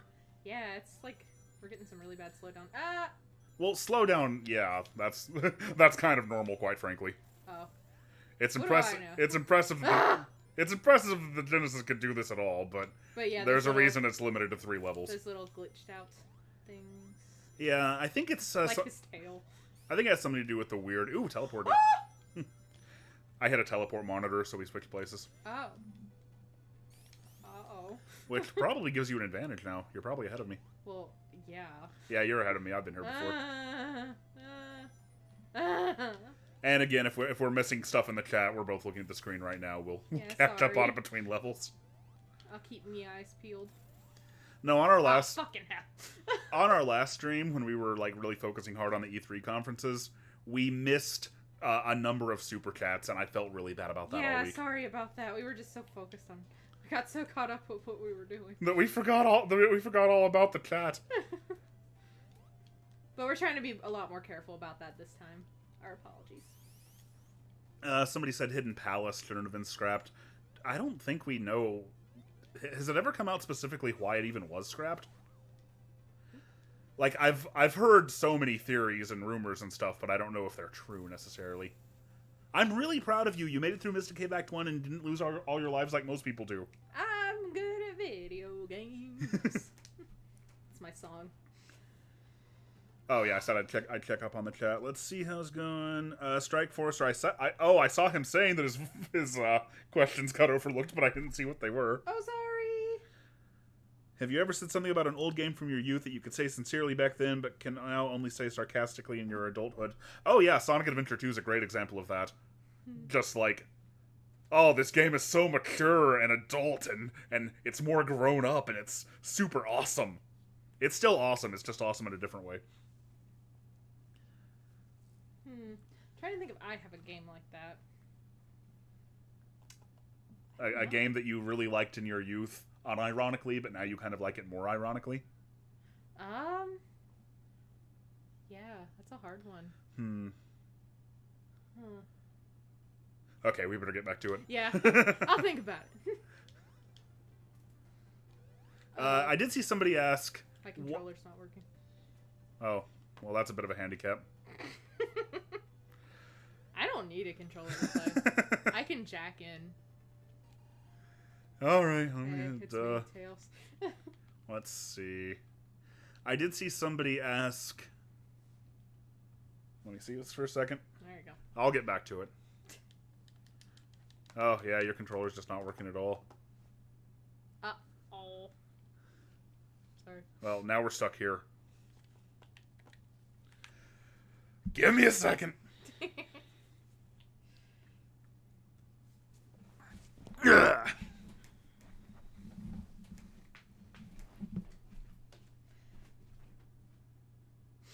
Yeah, I've always wanted to play the original Chibi Robo.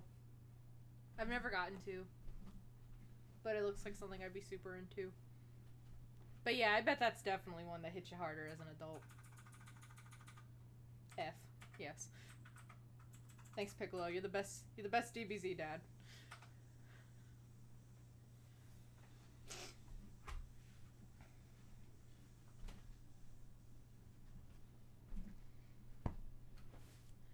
Technical difficulties.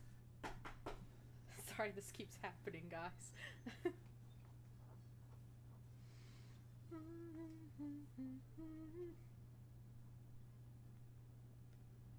We could just descend into more JoJo's talk.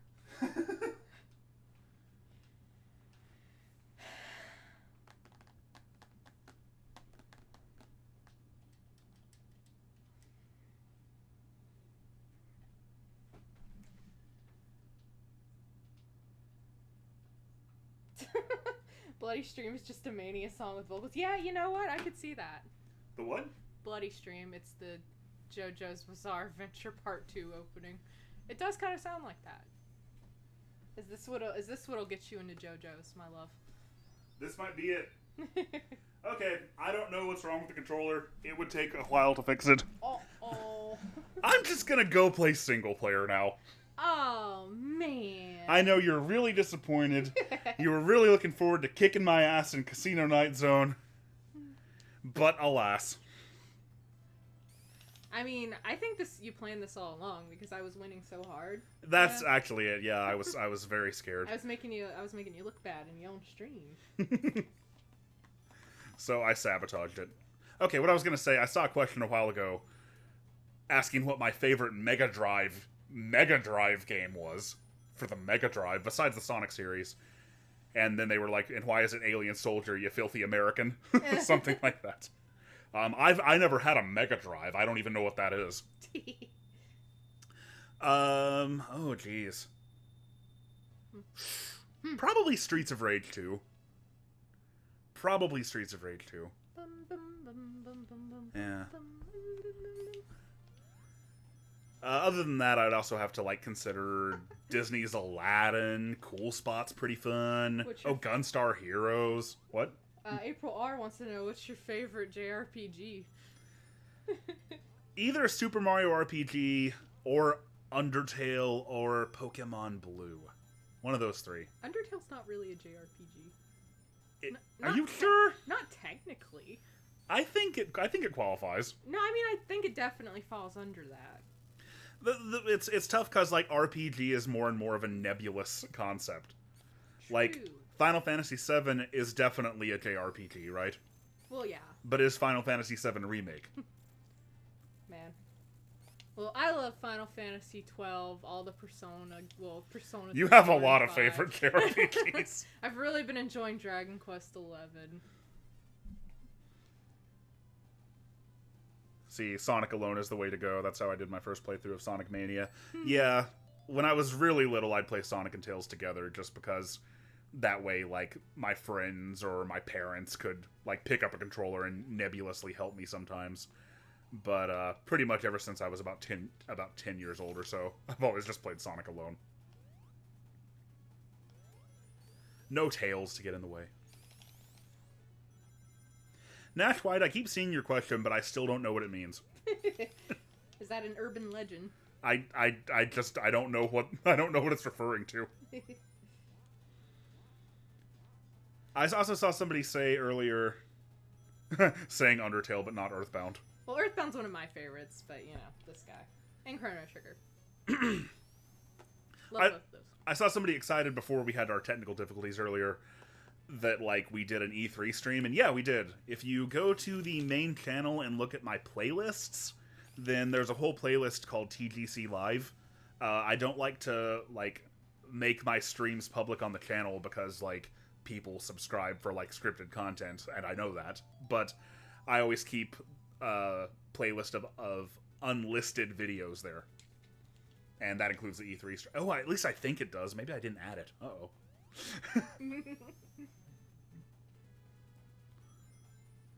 Yeah, I mean, Dragon Quest, they're all pretty, I mean, I don't want to say bare bones, but they're pretty, like, what would you say, quintessential JRPG, you know? But, I mean, Chrono Trigger just has so much stuff that I like, you know, the team attacks, and the time travel, you know. Oh, I see. Nash White clarifies that it was a Sonic Robo Blast 2 reference. You say it like I haven't followed it for a while. I played it when it was like brand new, but I haven't like kept up with it in some time. Somebody says they'd like to see critiques on Mario RPGs. That might be the next season. I've got it narrowed down to like 3 different choices.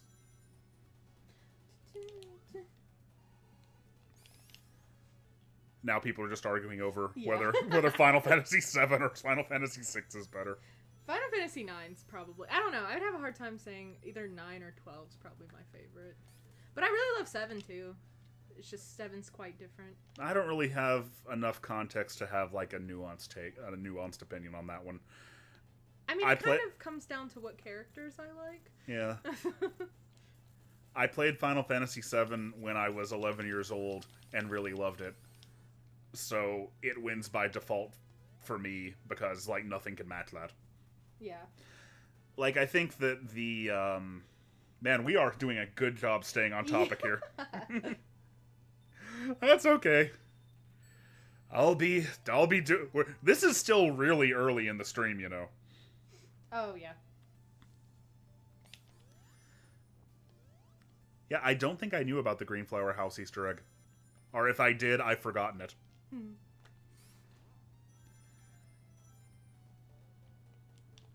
Somebody said 13 is their favorite. Is that the hallway one? Yeah. You know, I like 13 too. I really like the story. I couldn't get big into 13 though. Just didn't draw me in. Sonic in the Dark. Sonic in the Dark Brotherhood! Hey, that's relevant. I have a friend who, like, doesn't usually like Sonic games too much, but freaking loves RPGs. Like, the one Sonic game that he's beaten, that I haven't even come close to finishing, is Sonic and the Dark Brotherhood. And I know it gets a lot of crap nowadays, and well-deserved from what I can see, but at the time I remember him finishing it and saying that he really enjoyed it. Well, that's all that matters. Somebody saying, what's the next Sonic review going to be? The next Sonic video is definitely going to be Shadow the Hedgehog.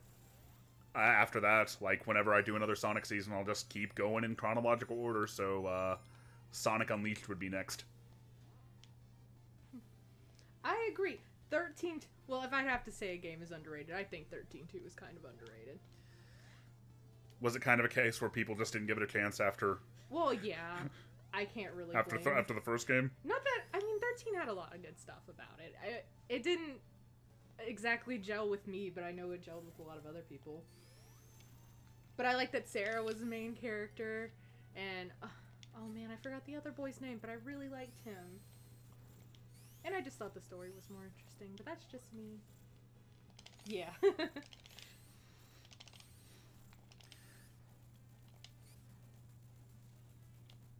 Noel! His name was Noel! That was what's his name.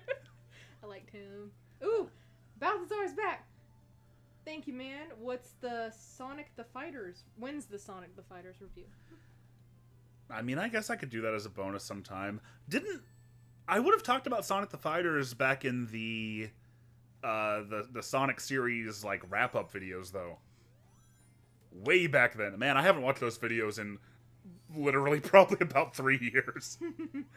I don't remember what I said about it, but I think it would have been part of that. But thank you very much. Parasite Eve's really cool. I got pretty into the third birthday. Man, I don't know what you're talking about at all. It's kind of like a spiritual successor to Parasite Eve, if I'm remembering correctly. Came out on the PSP. Pretty neat stuff. But I've never actually played Parasite Eve. I need to go and give that a try when I'm feeling brave. Man, on these elevators, I can kind of look at the chat and play at the same time. See somebody say, will you do a critique on Sonic Colors for the DS? Probably not as, like, a full video. That would probably... I mean, I don't know what I'll do, because, like, whenever I do another Sonic season, that's not going to be for at least another year or two. But I'd probably... I guess I could do, like, one video on Rush Adventure, and Colors DS, since those are kind of considered part of a trilogy, weirdly enough. That might work. Has TGC ever reviewed Sonic CD? Yeah, I have. And it came with a really wonderful gimmick that sadly doesn't work anymore because the annotation system is gone. Hey, I like Dragon Age Inquisition. Sorry, I keep seeing random stuff. You gotta admit, it's a big step up from Dragon Age 2. But Dragon Age Origins is, definitely the best one. Sorry, I don't mean to derail anything. We're talking about Sonic the Hedgehog here. Yeah, well, I know about the other stuff. We're talking about real video games, not RPGs. Somebody asks, has Josh ever touched a PSP? Yeah. Yes. Yeah, I did, and I got one for the same reason most people got a PSP, to hack it and run old games on it. Oh, Strike Forcer asks, also, have you played Somari? Yeah, of course. Somari is like a unlicensed NES version of Sonic 1. It stars a character named Somari who looks like Mario but plays like Sonic. I mean, it's buggy as unlicensed crap tends to be, but it's still... It's a novelty, you know? It's kind of neat to see something like that working on the NES. But no, I had no idea that the director of Chrono Trigger worked on Parasite Eve. That's really cool. Did not know that. We can talk about Dragon Age. I can talk about it. You can talk about Dragon Age for a long time, but I will have very little to add to the conversation. Balthazar! Thank you so much. You just keep doing that. Even though objectively Sonic 06 is terrible, I can't help but love the soundtrack to that game. Wave Ocean is still one of my favorite summer tracks. Yeah, for sure. Like, in a game where everything else, like, didn't have enough time and fell apart, the soundtrack still came out on point. And really, thank you guys, Balthazar, and I know Sarah Terry was here earlier. You guys who keep donating, like, and like, to the Super Chat, that's so freaking nice of you, and thank you so much. Like, I don't make a big deal. Like, I stream so infrequently as it is right now, although, you know, we did it a week ago, we're doing it now. I'm trying to make it a bigger part of the channel. But, like, I never, like, think to promote that or, like, do anything based around it. So the fact that you're just sort of, you know, doing it anyway really means a lot. I think I'm, like, sort of locked into, like, the Patreon mindset where, like, I've got, you know, I need to give people a specific reason. I need to give them rewards, you know? Mm-hmm. So it's really cool that, like, just on, like, a marathon stream here that you guys are doing that, and I really appreciate it. Yeah, you guys are the coolest. Doing a thumbs up, but you can't see it. You're also wearing the Sonic robe. Do we want to talk about that? I am the spiritual robe of power that we wear for Sonic Stream. Well, he was gonna wear it, but then he got hot because he has Montana blood. So I had to wear it. It's a really hot robe, yes. I posted on Twitter. You might be able to go see. You should be able to go see it. Earlier today, I said that the first time I ever did like an all-day Sonic marathon was before the Geek Critique. It was on June 23rd, 2011, for the 20th anniversary. I remember I woke up at 5:30 a.m. that day because I knew that was the day that trying to avoid that bug there. That was the day that the Sonic Generations one-act demo was going to come out on Xbox 360 and PS3. So I got up at 5:30 a.m. and I played that for like 2 hours. Just running through Green Hill Act 1 and Generations over and over again. It was the first time I played the game. And then just filled with sleep deprivation and, like, nerd energy, I guess. I decided that I was going to honor the series by playing through all the mainline games in it where you could play a Sonic in like one single day. So that's what I spent the whole day doing. And I took a picture of myself clad in this. You can't see all of it in the picture. I also had these Sonic slippers. He did. Those things are so cool. And I had the Sonic robe on. So I was a very I don't know about you, but I was feeling 22. And that's how I spent the 20th anniversary of the series. Strike Forcer wants to know, what do you think is the definitive way to play the first 3 Genesis Sonic games? I mean, everybody, like, the Taxman and Stealth ports are held in extremely high regard, and for obvious reasons. They should be.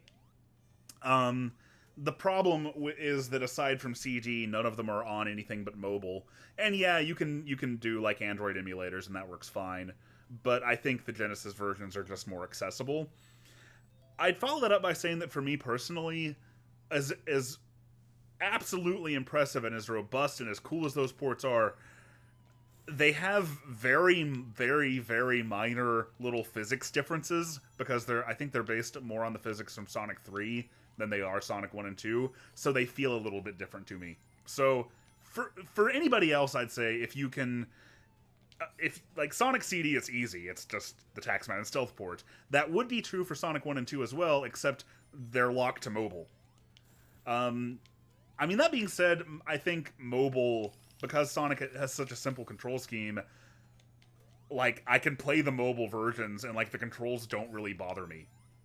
But I know they definitely do some people. So, yeah. For me, it's the original versions all the way. For Sonic 3, that's a little bit tougher, though, because for Sonic 3, I would go with Sonic 3 Complete. But I know Sonic 3 Angel Island Remix recently got completed. So, there's an argument to be made there, too. Fascinating. Did you follow most of that? Yes, I did. Cool! We're going to be here until like 4:30. Yep, y'all better buckle in. Get yourself some snacks, a bottle of water. Oh, somebody points out the mobile ports are also on Apple TV. That's true. Oh, neat. Did not know that.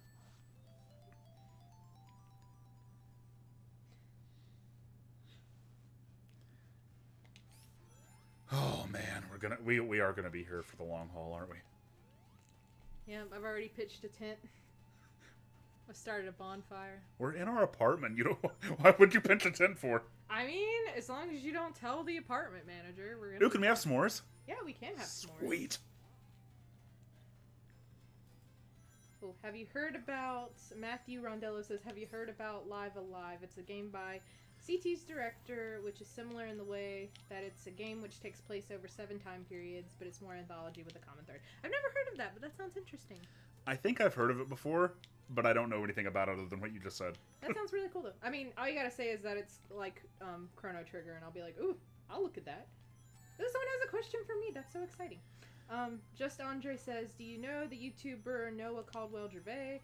I've never played a Dragon Age game, yet his analysis videos on the series have given me hours of fascinating entertainment. No, I've never heard of him, but I'll check it out. Well, we should check him out. I mean, Yeah. you know, we talked a little bit about our favorite RPGs earlier, and Yeah. talking about Earthbound and Undertale and stuff like that.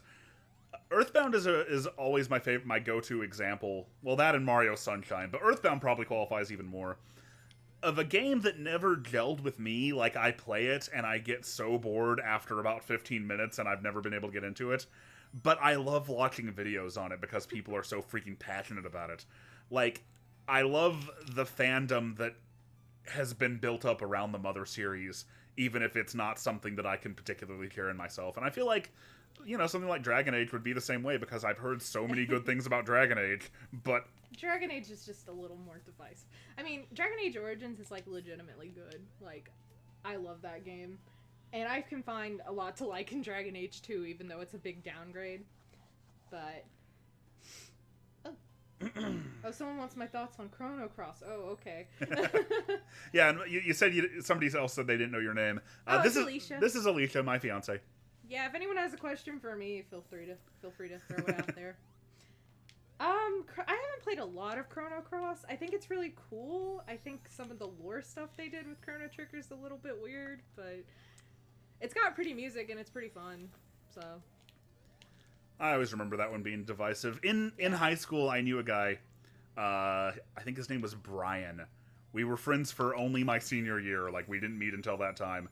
So he was a good friend of mine for about like 9 months or so. And I haven't talked to him since. But what I always remember about him is that he loved Chrono Trigger. He could just go on and on and on about the development team. He could name like every member of the Dream Team. He knew exactly when it had come out. He talked about going home and playing it all the freaking time. And he considered Chrono Cross kind of like I consider Sonic Heroes, I think. like a failure and an insult on that level in how hard it failed to capture the appeal of whatever it was he loved so much about Chrono Trigger. I mean, there's a lot to love about Chrono Trigger. Like, I love you, Frog. I love you, Robot. I love all the characters. The story's so good. It's not like overly complicated. It's like, yeah, we're gonna fucking save the world. We're gonna do it. And the gameplay's just so fun. I've tried to get into it several times over the years, but I pretty much have never made it past the trial scene. Really? Really? Oh my god. Well, no, hang on. Last time I played it, I borrowed your copy of the DS version. Yeah. And I think I made it to like an apocalyptic future kind of place. Mm-hmm. I think that's about as far as I made it. The future. You made it to the future. Yeah, I think so. I don't remember. When Lavos destroyed everything. Maybe? Right? I don't know. It's been a few years. Oh, baby.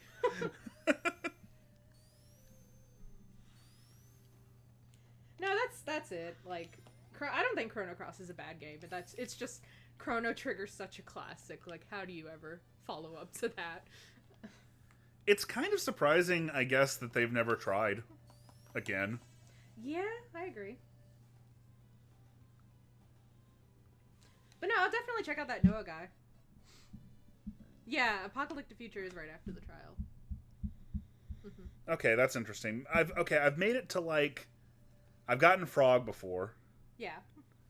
Hang on, I'm reloading the chat. Oh, thoughts. Oh man, okay.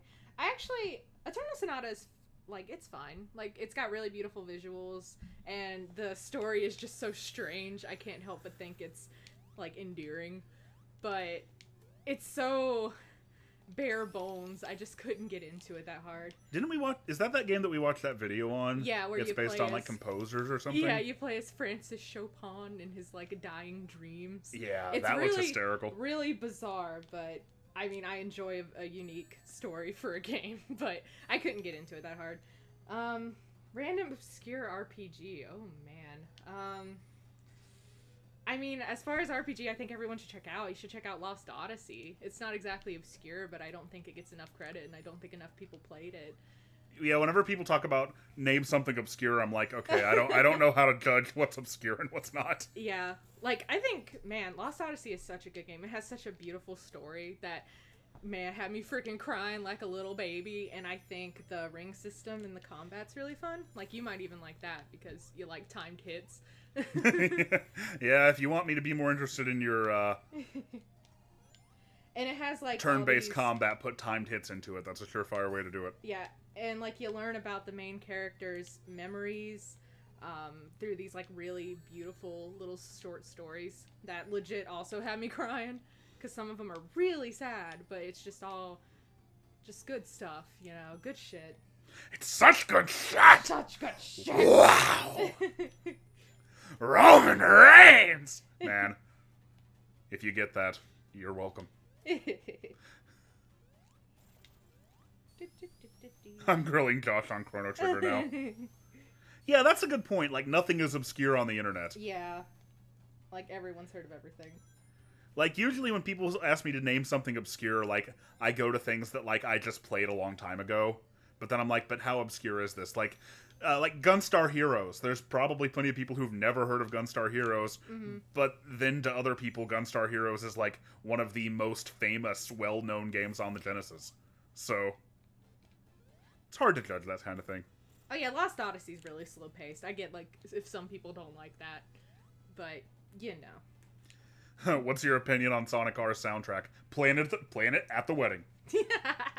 Enough said. It's transcendent. Oh, I've always wanted to try Blue Dragon. I never did because I'm dumb. But yeah, that always looked really good. I have not played it.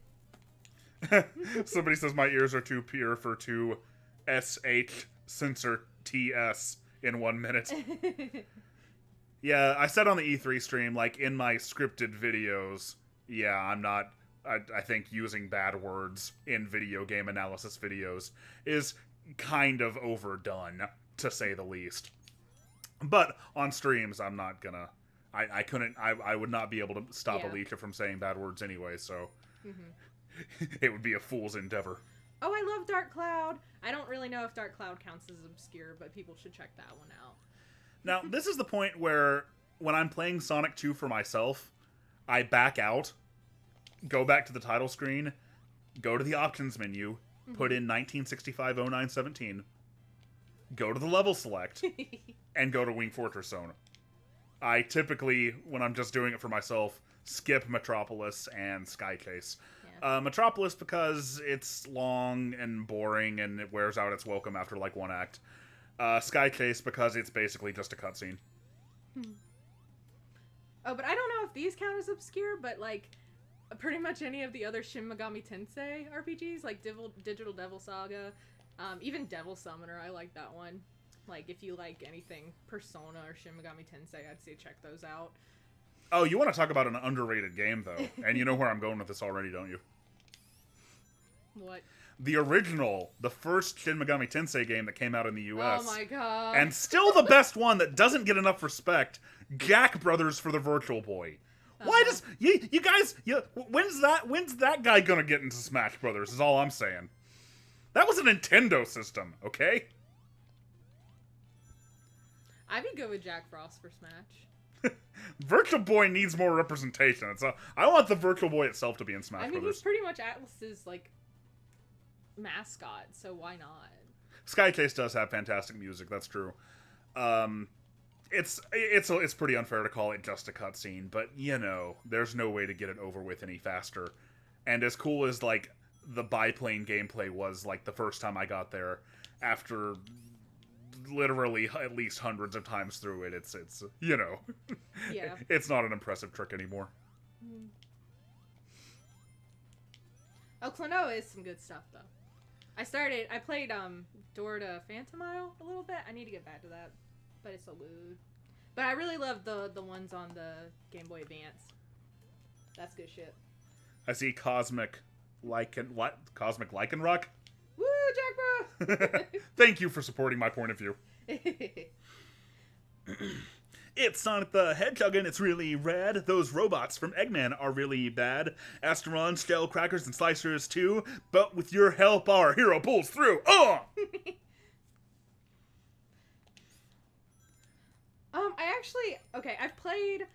I've played some of Persona 1 and some of Persona 2, but I haven't beaten either of those. Like, I guess that makes me a bad fan, but they're just kind of harder to go back to. Like, I could go back and play Persona 3, 4, and 5 any day. It's just, man, those are so, like, those are hardcore, like, RPGs. Dungeon crawlers.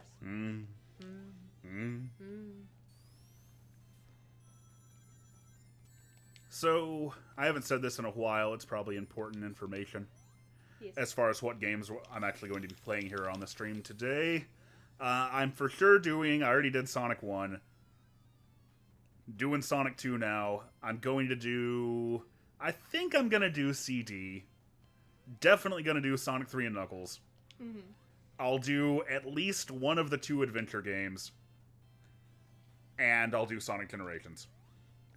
That's not to say that I won't do anything else as well, but that's the stuff that's the guarantees.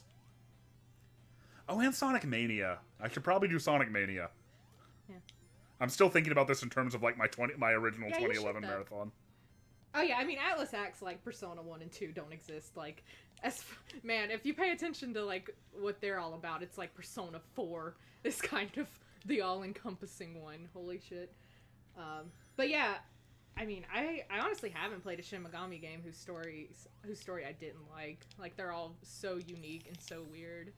Yeah, I played a little bit of the first Persona game on the PlayStation Classic, and I was like, man, I've never heard of any of these people before. Yeah. But I think they like localized the names and even the character designs. I think they changed a lot. The main character was called like Mark or something. Mm-hmm. Do you enjoy cream corn? Ask Midwest Fest. No. No. Corn on the cob is more my style. I'm not a corn fan in general. How do you feel about the late '90s band Corn with a K though? Oh, I mean, when I was an edgy anime teen, that was my stuff. So I own it. That's good. I mean, I'm still an anime teen. I'm just less edgy. Wait, back up. You're an a what? Anime adult. Like, people know I'm 31 years old. You can't be a teen. I'm not a teen. 'Twas a joke.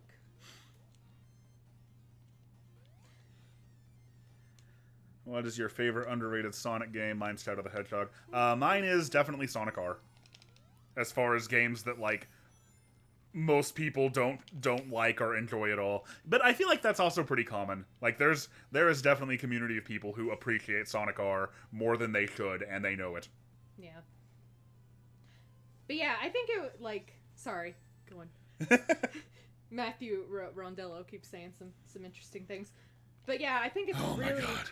really weird that they didn't release the second part of Persona 2. Just such a missed opportunity. Like, it's really stupid that they haven't by now, especially how because of how much Persona has blown up, you know? And see, that's the thing, right? Like, I just felt it. Like, after 2 acts of Metropolis, you're so sick of it. And then it comes up Act 3. It's the only level in Sonic 2 with 3 acts, for some reason. Do you play any Mega Man games at all? Asked Hot Rod 8. Yeah, Mega Man X is one of my favorite Super Nintendo games. Yeah, I love Mega Man X too. I've played quite a... I've As played... an as well. Yes. I've played a lot of the classic series as well, of course. Mm-hmm. But I always liked the X series, quite a bit more. Oh, yeah. I've finished, like, all of X 1 through 5 multiple times. Mm-hmm. X6 is pretty... X6 is a different story, and everything past that is like, okay, they really lost. They really lost what the series needed to be. Mm-hmm, mm-hmm. But Touch. outside of that, I know that, like, there's, like, the Star Force series, there's the Battle Network series. There's Mega Man Legends. I played quite a bit of the original Legends game on the PlayStation. Other than that, though, haven't really played. Like, man, okay, you know, something we were talking about earlier was, like, how many, like, different universes and canons and, like, modern Sonic versus classic Sonic. Mega Man's a good example of a series that, like, has similarly a lot of different canons to it. And I think that, you know, of course, notwithstanding what happened to Mega Man in the past, like, 10 years or so, but for a time, like, Capcom was doing a very good job sort of maintaining all of that. Mm-hmm. And, like, making clear distinctions between different gameplay styles and different, like, genres even. Mm-hmm. All centered around Mega Man. As opposed to something like what Sonic Forces did and just trying to badly combine everything that everyone liked, that individual people might like about the series, and put it all in one game. You can't cast a net that wide. Oh, man. Okay, yeah. Apparently, you can play both parts of Persona 2 in America. I legit thought we only got Eternal Punishment. That's my bad. But thank you. I'll have to look into that. I feel like sometimes me and you are carrying on 2 distinct, separate conversations with the chat at the same time. Sorry, you just know more about Sonic and I know more about RPGs. It's not a bad thing. Yeah. It's working out I fine. apologize if people aren't into that, though. I'll try to stop veering off course. It reminds me of the first time that we Unless you guys want me to or have a question or whatever. To elaborate on it not being a bad thing, it reminds me of the first time that we ever talked, actually. Oh, yeah. Going on about like 5 to 10 different video games. Do we want to briefly tell the story of how we met? Yeah, sure. So, we met in the most romantic, beautiful place possible, okcupid.com. The internet! What? So, OkCupid, when you set up your bio, you have all these different things, like, what's your favorite television shows? What are your hobbies? What are your favorite movies? And, you know, me being who I am, I was like, there's no freaking way I can possibly fill this out and not just make my own section for video games. Mm-hmm. So that's what I did. Alicia was the only other person that I ever saw do that. So... It didn't. I also felt like I couldn't list my favorite things and not list video games because that's such a big part. It's like the #1 thing I do. So Exactly, that's how I felt too. Like, I could take or leave movies. Honestly, that doesn't really tell you a whole lot about who I am as a person. But video games, gotta get that in there. So we started like I messaged her, she responded, we started talking, and within like probably about 10 messages back and forth, we were carrying on something like 5 simultaneous conversations about different video games. Yeah. Like, I know Undertale was in there, Metal Gear was in there. Yeah, I was dropping my hot takes about the whole Liquid and Ocelot situation in Metal Gear Solid 4. and that was our first impression of each other. Yeah. And 3.5 years later, here we are. Here we are. Getting ready to play the Sonic R soundtrack at our wedding. It all comes full circle. That wasn't even my idea, by the way. I love the Sonic Art soundtrack. It's great.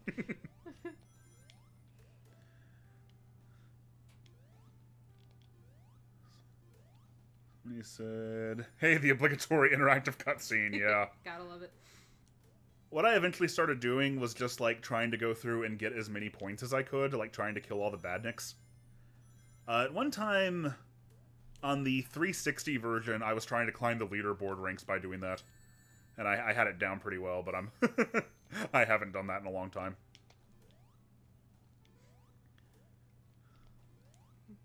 I like the turtles. These are my hot Sonic opinions. It's great how the turtles fall to their death. No. Well, I don't like that part. Common CJ says, "Is this Sonic 2?" It is.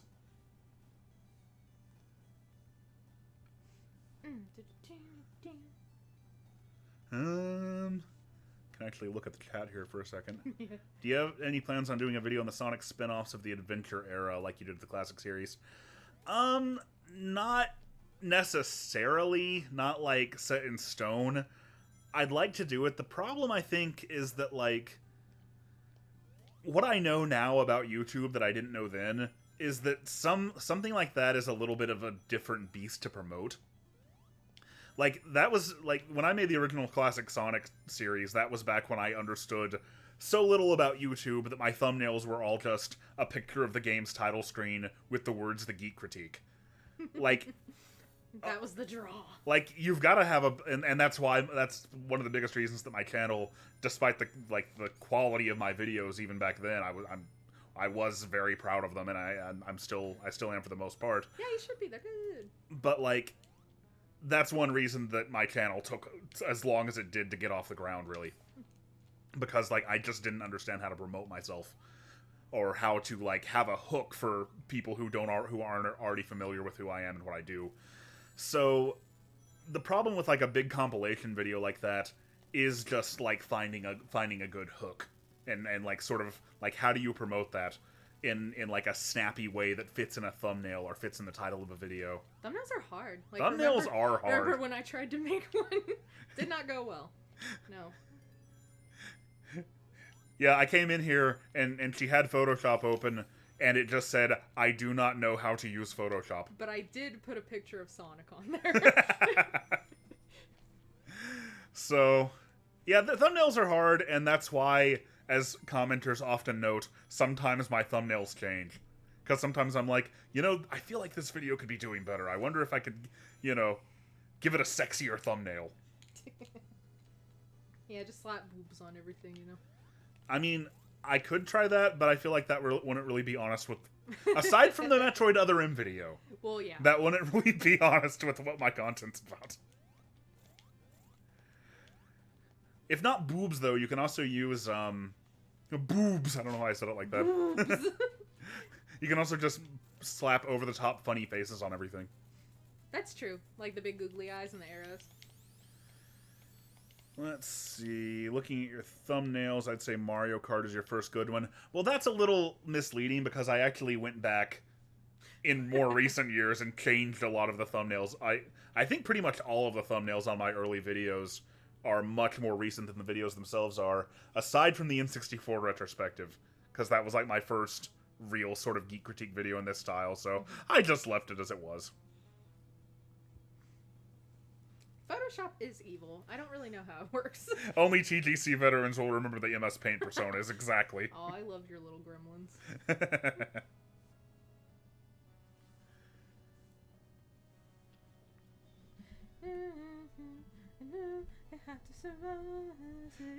Got to keep that dream alive. I don't know, maybe we could set some sort of a donation goal, and if we get there, we'll play Sonic R, and we'll also sing the songs from it. I don't know all the words, but I'll do my best. I do know all the words, and I will do my best. I will be my best. I mean, if you guys want to donate money to hear somebody sing all the Steven Universe songs. Now that you can do!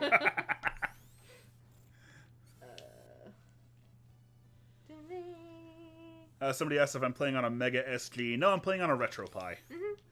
And a long, long time ago, they may not be here anymore. Somebody asked what controller I'm using. I am using the 8-bit do controller that came with the Mega SG. The 6-button Genesis-style pad. Really, really like it, and it's really nice. It's serving me well while I wait for Retrobit to finally get their freaking Bluetooth Sega Saturn pads out. Those were announced like a year and a half ago, and they're still not out. Oh no! I didn't bounce! That just happens sometimes. Well, I'm pretty sure that's the first time I've lost a life since Green Hill Zone. I'm sorry. Do you need to talk about it? I'm fine. Do I need to get the support pillow? What's the support pillow? Does it have Sonic on it? The Yugi Moto pillow. Oh yeah, that thing. Oh, people are excited about Steven Universe. Ooh, it's so good, you guys. If you want to feel the joy and the soft feelings, and if you like magical girl anime, you should check it out. Okay, I need to focus. I need to focus in on not dying a second time, if I can help it. So entertain the people while I beat up the Death Egg robot. Okay. Josh is fighting the Death Egg robot. Metal Sonic Death Egg robot. Uh-huh. Basically, my go-to for entertainment is improvised song. Or, throw out your stupid questions. Always save the day. And if you think we can't, we'll there we go. I beat Sonic 2! We did it! Whoop, whoop, and now, once again, we'll see the scene that has been repeated more often in my channel videos than any other. The Sonic 2 ending. It shows up in, like, every video I do. Can you do a Sonic the Hedgehog Light Up Chaos Emeralds toy review part 2? Oh my god, no. Steven Universe is not like Madoka Magica. Oh god, no. It's not dark at all. Sorry. Garnet versus Death Egg Robot. I'd be into that. Oh yeah, its Evangelion reference is hilarious. Oh my god. I love all the weird little anime references in Steven Universe. Like the whole, Oh, Ben Curtis saying, keep pursuing this dream. Thank you. Aww. Always appreciate that. This ending carries so much, like, weight for me, like, even more than it did before because of what I said about it in the Sonic 2 episode and, like, how far the channel's come now.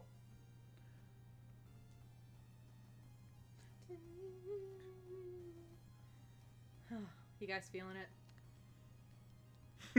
Somebody wants to know, are you my girlfriend or sister? Those are the only two options. Which one are you? Oh, both. Oh, I mean, look, it's the South, guys. What can I say? We live in Tennessee. It's in our dank blood. No, I'm the fiance. No blood relation, I hope. That we know of. But again, it's the South, so somewhere back there.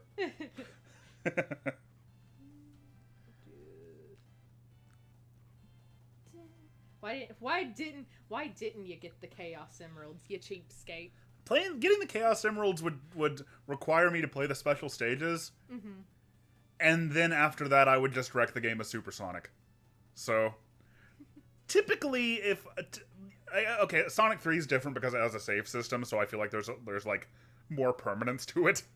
But typically in Sonic 1 and 2 anyway, I don't get the Chaos Emeralds. I'm sorry. It's okay. I still believe in you.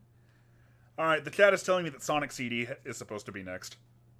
I was a little on the fence as to whether I was going to do Sonic CD, but okay, I will. I think you have no choice now.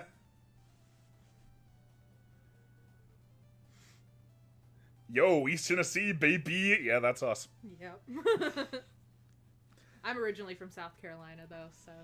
Yeah, that's... Is that better or worse? When we talked about our meeting on OkCupid earlier, we didn't mention that for the first almost 2 years of our relationship, we were long distance. Yeah. We were about 3 hours away. Rough.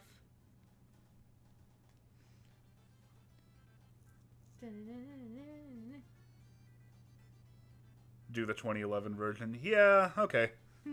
I can do that. Just give me a second to get that set up, because the RetroPie is not going to do that for us.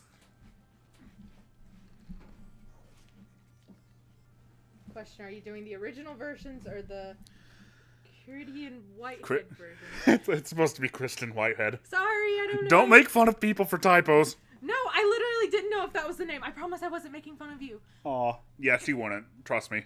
I had no idea. She hasn't got a mean bone in her whole body. I don't like to be mean. This is the best stream. We get to talk about Sonic and RPGs. Hey, I mean, yeah. Our two interests, like our main interest in gaming, may overlap with you. Yeah, that's true. Oh, I didn't know there was a Steven Universe reference in Little Witch Academia. I still need to watch that. It looks so cute and good. Alicia loves the fluffy animes. Alright, I'm setting up Sonic CD now. Oh, I actually haven't played Phantom Brave. It looks like Disgaea, though, so I bet it's pretty good. I'm sorry. Just never played it. Ugh. I'm gonna turn the air off, I think. It's pretty cold. I'm sorry. I've got like 3 layers over here. Hey, he's gone now. You guys want to talk about JoJo's? Oh my god. What? I'm not gone. No, he's gone. I'm just on the other side of the room.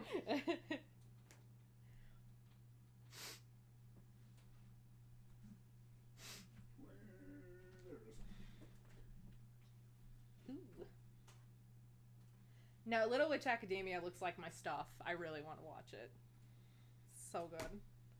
Looks so cute.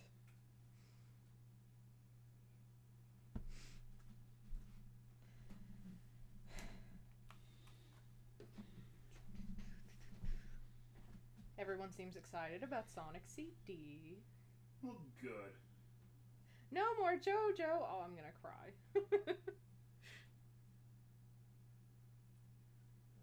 JoJo's Bizarre Adventure. That is what JoJo is. I do have one thing to say about JoJo's Bizarre Adventure. What's that? I constantly get comments on, I think, my Sonic Adventure 2 video. When I'm talking about Knuckles digging, I go, Oda, Oda, Oda! People are like, is that a JoJo's reference? No. No, it's a Knuckles reference. Yeah, but Jotaro, Star of Platinum, goes, Ora. I'm not a Japanese voice actor, so I can't do it, but that's what he does.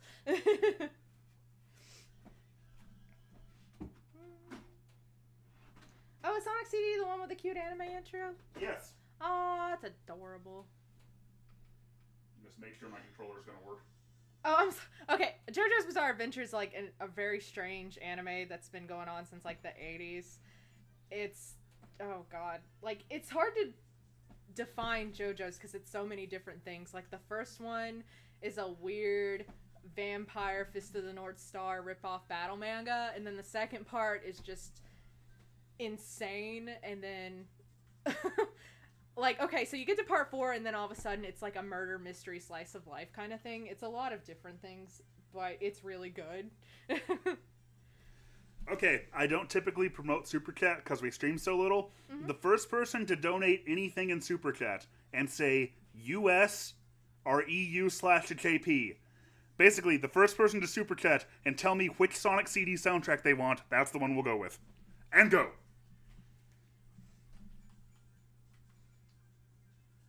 JP or US? JP anyway, or US? Back to JoJo's. Yeah, JoJo's has been around for forever. It just now got like a new anime, so it's kind of had a resurgence of popularity.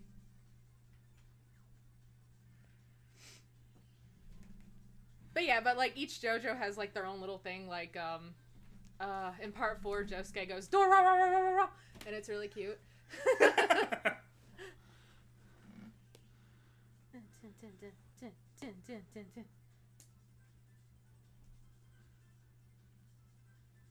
Oh, we still waiting. We still waiting, I know.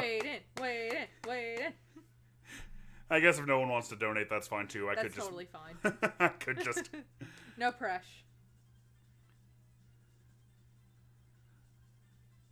Oh, wait. There it is. Common US. CJ says US, which Common CJ. goes against the majority I was seeing in the chat, unfortunately. Uh-oh. All right. Thank you, Common CJ. You settle the debate. Do you guys like Kamen Rider? We could talk about Kamen Rider. So we will go with US. US.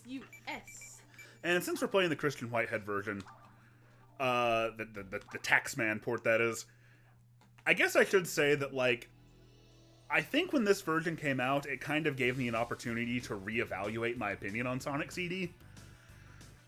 So here's sort of the stages of my relationship with it. No, not US, since US boss theme is creepy as F. Yeah, for real. When I was little, Sonic CD was such a novelty because like I never had a Sega CD until I was a little bit older, and the prices came down. So, you know, the Sega CD when it was new though was just such an incredibly expensive add-on because of where CD technology was. So the only time I ever got to play it was when I could convince my parents to, like, you could put down a $100 deposit at Blockbuster and then rent one. So, and then I would only have it for like a weekend. So I loved it based on that alone, based on just on the fact that I didn't get to play it very much and it was like a special occasion. When it came out, and then in 1996, I think, it came out on PC, and then I got to play it more, and I was like, oh, hell yeah! And then I played it, and I still loved the intro, but, like, that's when I really sort of saw, like, the level design problems and the very different focus of the game. And so over the years, I think at one point I probably would have considered it my least favorite of the classic series, but beneath Sonic 1 even. So when this version came out... Ooh, another Common CJ. If you want a recommendation for a Kamen Rider game, I recommend any of the Kamen Rider Batch Ride War TV Sound Editions. Now, we did play a Kamen Rider game on the Sega CD, actually. Oh, we did. We played that before. That weird... What was it? Kamen Rider Black? I don't know. It was an FMV game. Yeah, man. That was freaking weird. So anyway, when this version of the game came out, like... I had actually, it was some good timing because I'd just gotten like an Android tablet, and the game was compatible with it. And to my surprise, I probably played more of like this version of it on that tablet than I had played of Sonic CD in years, and I kind of got good at it. Oh, Bryn Star Media says that he told his 8-year-old son he was watching your stream and his son wanted to tell you hi, and that he's a big fan of your Metroid and Sonic videos. Okay, awesome. Hello, son of Brinstar Media, and thanks for watching.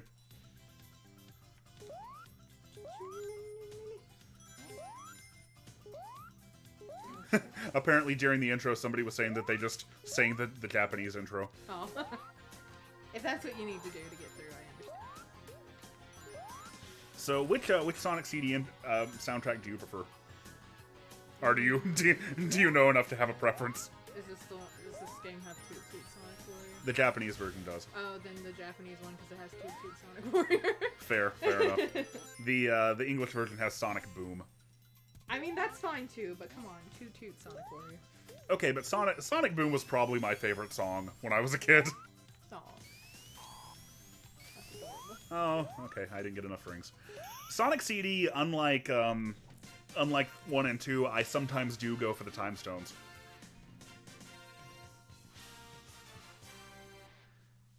Time stones. Sorry, I don't know what that means. I'm doing my best. Okay, so most Sonic games have Chaos Emeralds, right? Yeah. This one has time stones instead. Oh, yeah, I remember that. You told me that. Oh, this is the one where you go back and forth in time, right? Yes. Yeah. If you get all of the time stones... Oh my god, do you want me to explain how the time travel system works? I think I remember. Like, Okay, let's do that then. You explain how the time travel system works. No, I might be horribly wrong. That's the point. Like, some levels you can go back and forward in time? Do you replay levels? Help me. I don't know. Alright, so, for some reason, instead of zones having 1, 2, or 3 acts, in this game, stages have 1, 2, or 3 zones. They sort of break the nomenclature, so I'm just going to refer to them the way they usually are. Oh, okay. Act 1 and 2 have these signposts that say past and future. You pass one, and then you run super fast for a while, like there's a future post. Oh. Now, if I can maintain speed for long enough, I would go into the future. Oh, okay. But there's really no reason to go into the future. What I need you to be trying to do if I'm going to try to make a good future is go into the past. Oh, okay. You can go to the past and you can destroy like a Metal Sonic hologram and Eggman's Eggman's Badnik Maker machine thingy. Mm-hmm. And if you do that, then you make a good future for that act. Oh, that's really cool. Act 3 is always in the future, and if you made a good future, like, see, I'm in the present right now, and this is the robot making machine.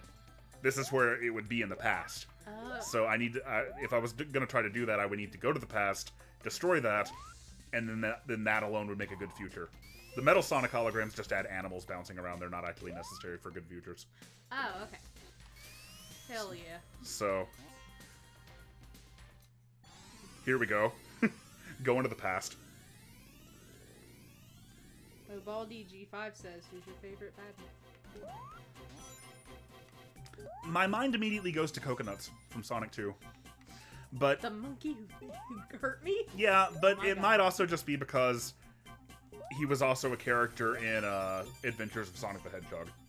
He has a little bit more of a personality. Respectable. I liked the piggy bank Badnik in Sonic Advance 3 that sucks up all your rings when you lose them. That was hilarious. And there's the Metal Sonic hologram. So now what I've done is I've made a good future for this act. Hell yeah.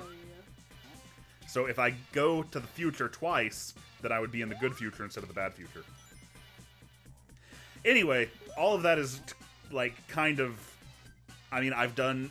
There was an achievement in this version for going through the entire game and destroying all the holograms and destroying all the Badnik makers, and I did that one time, and I'll never do it again.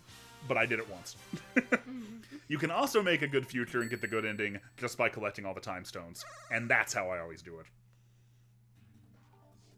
Though I don't know if I'm actually gonna bother right now. I got a lot of Sonic games to play, you guys. Yes, you do. I will say, though, of all of the special stages in the classic series, this was always my favorite. Yeah, these ones are really cool. I'm so sorry I don't have more to add to the conversations about Sonic. Why didn't you have a Sega CD when you were a kid? I'm sorry! I'm doing my best.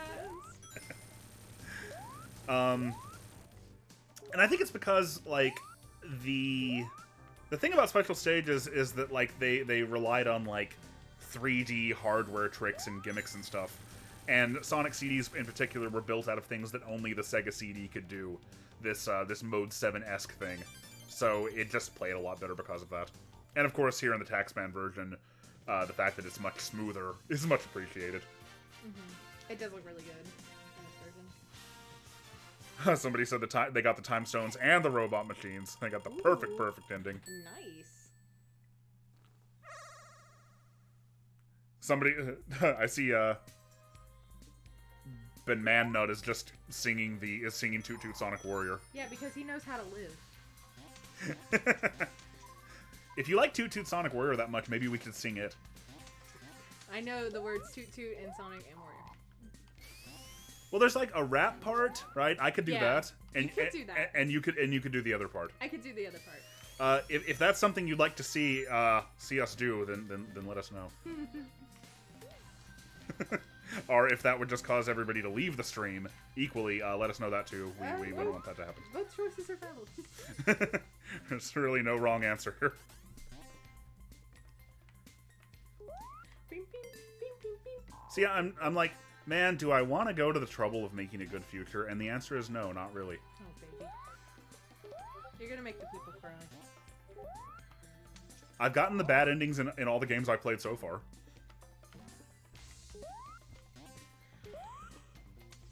Well, aside from Sonic 2, I guess. Does Sonic 2... No, Sonic 2 never shows, like, the try again message, does it? It just ends with the logo. Yeah. Of course we want to hear you two sing. You guys are so sweet. Okay, well, if you want to pull up the lyrics... I don't need the lyrics, but you might. You mean I definitely do. Considering you only know Toot Toot Sonic Warrior.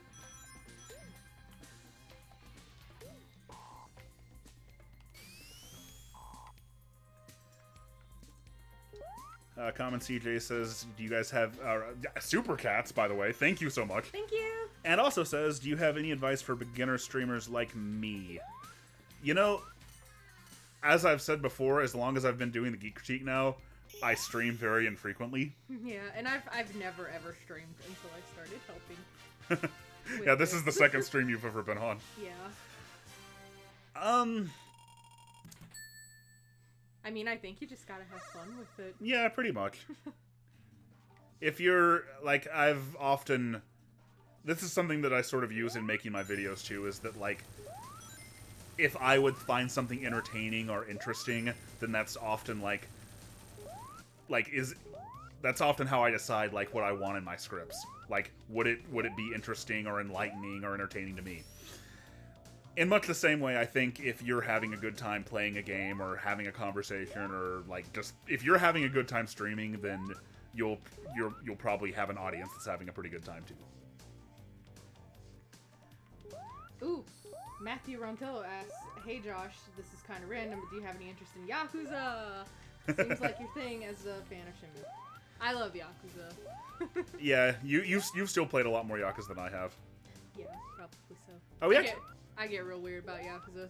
We actually have a Yakuza 0 video in the pipeline on the Genesis channel right now. Oh yeah. We should really release that. Yeah, I look forward to that. Yeah, absolutely though. What I've played of Yakuza, I've only played Yakuza 0 so far, but what I've played of it I've really enjoyed. It absolutely is like... It is what everybody says it is, you know, it's sort of similar ambition and scope and a similar feeling to Shenmue with, you know, a lot more refined. It's the most video game you'll ever play, probably. You go from like hardcore Yakuza drama to like Kazuma going golfing and joining a slot car race. Somebody asked Josh, what's your favorite Sonic Heroes level and why is it hell? See, if I'd made a good future in the last level, then this stage right now would be all pretty.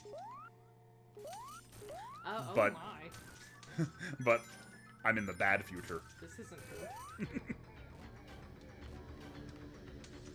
I guess what I was saying earlier, though, is that I think over time I've come to while still recognizing that it doesn't do a lot of, like, things that specifically appeal to my taste when it comes to the series, I really appreciate, like, the scope and the focus of Sonic CD, and I appreciate, like, what it did and what it was trying to accomplish. It's very unique. But yeah, if you like Yakuza 0, you should check out the other ones. Like, I mean, I don't think there's a bad Yakuza game. I really love... 2's really great, so's 4. I really like all of what I've played of 6. Alright, have you got those Toot Toot Sonic Warrior lyrics up? I do! Okay, by the way, how are the levels? Like, can you guys hear the game audio? If we try to sing... Okay, you know what? I'm at the beginning of a level right now, so here's what we're gonna do. We'll back out of here. We'll back out of the whole game, apparently. I didn't mean to do that. Hang on a second. You're doing great.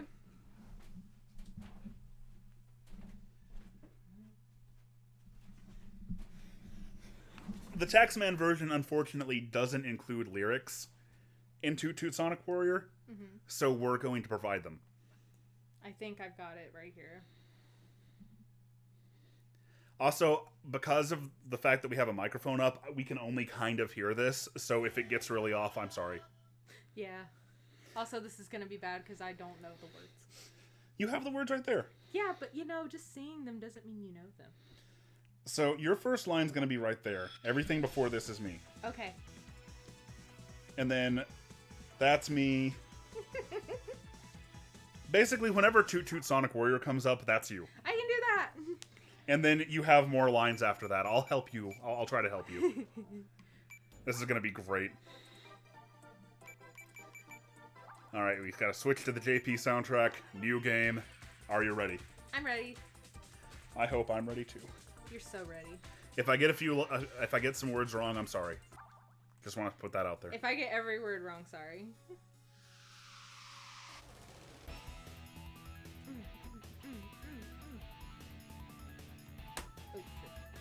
10, 10, you can go again. 9, 9, don't fall behind. 8, 8, say don't be late. 7, 7, destination heaven. 6, 5, let's bring 'em alive. 4, 3, that's you and me. 2, 1, we're gonna have fun. Say, blast off. Hey, Excalibur, it's not that far. What do you make? Give and take. Going home. Time zone. Check out Egg, he's never alone. Leather and lace, 1640. What do you get? Say, back hit. Boom, boom, Sonic Zoom. Heads up, Jake, it's Sonic Boom. Go for it. I don't know what I'm doing. Got to the power. Oh, take a little chance. Slip on through. You got to remember what you do. You got to do for you. Sonic Warrior. The power's in your mind to shake the planet and conquer time.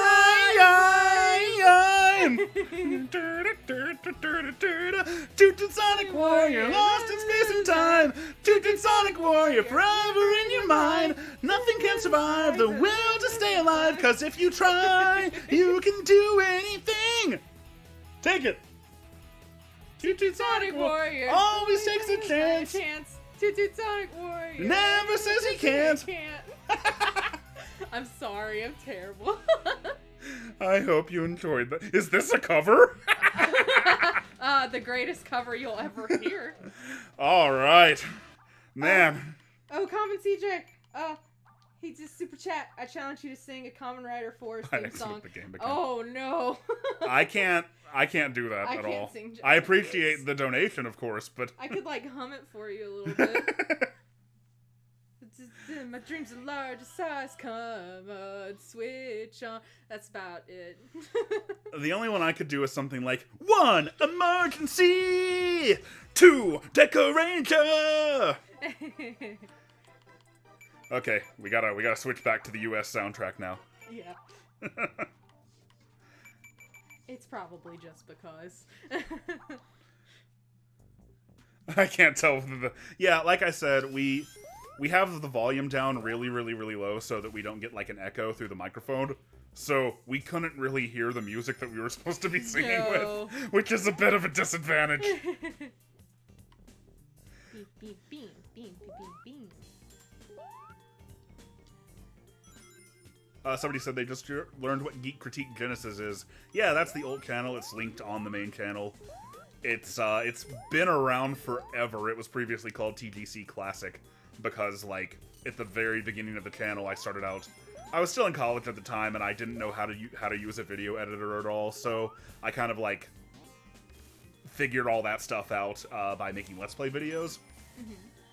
And yeah, we've recently sort of rebranded it to TGC Genesis. With the idea of, like, having some more gameplay videos on there, but, like, basically anything can be there. Yeah, we did a really great Style Savvy video, if you guys would be into that.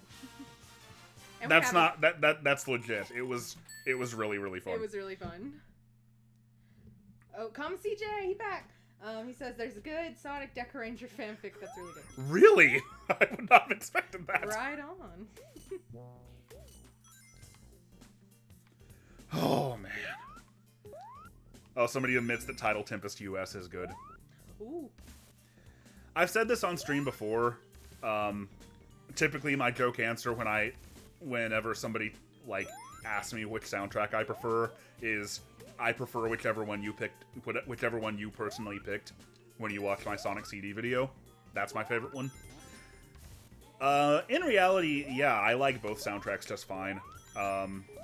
I do think, however, and you know, it's the one I grew up with, I probably have like more affection for the US soundtrack just because it is the one that I grew up with. And I think that's pretty common for everybody. I think often that's kind of what the debate comes down to, is that, like, people who grew up with the European soundtrack like it better, people who grew up with the US soundtrack often like it better. Although at this point there's just, like there's a lot of people who grew up with the Taxman port, so... which had both soundtracks, so that complicates things a little bit. I do absolutely, like, I was being completely serious when I said in that video, though, that I think the Japanese soundtrack sounds more like Sonic music and fits the usual archetype of the series better. Mm-hmm. Whereas the US version stands out for being, you know, more atmospheric and taking on a completely different style. So yeah, I think they both have their merits. Pimpo? Am I saying that right? I'm sorry. Pimpo? Pimpo. They want to know when we're gonna do an intense high octane choo choo rocket let's play on TGC Mega Drive. TGC Mega Drive. I love people calling it that. I'm so bad at choo choo rocket, but I try. I mean, technically, I guess we could use the Dream Pie and play Choo Choo Rocket with people in the chat who also have a Dream Pie. Yeah, that'd be fun. If there's anybody in the chat who has a Dream Pie, those things are a little bit expensive.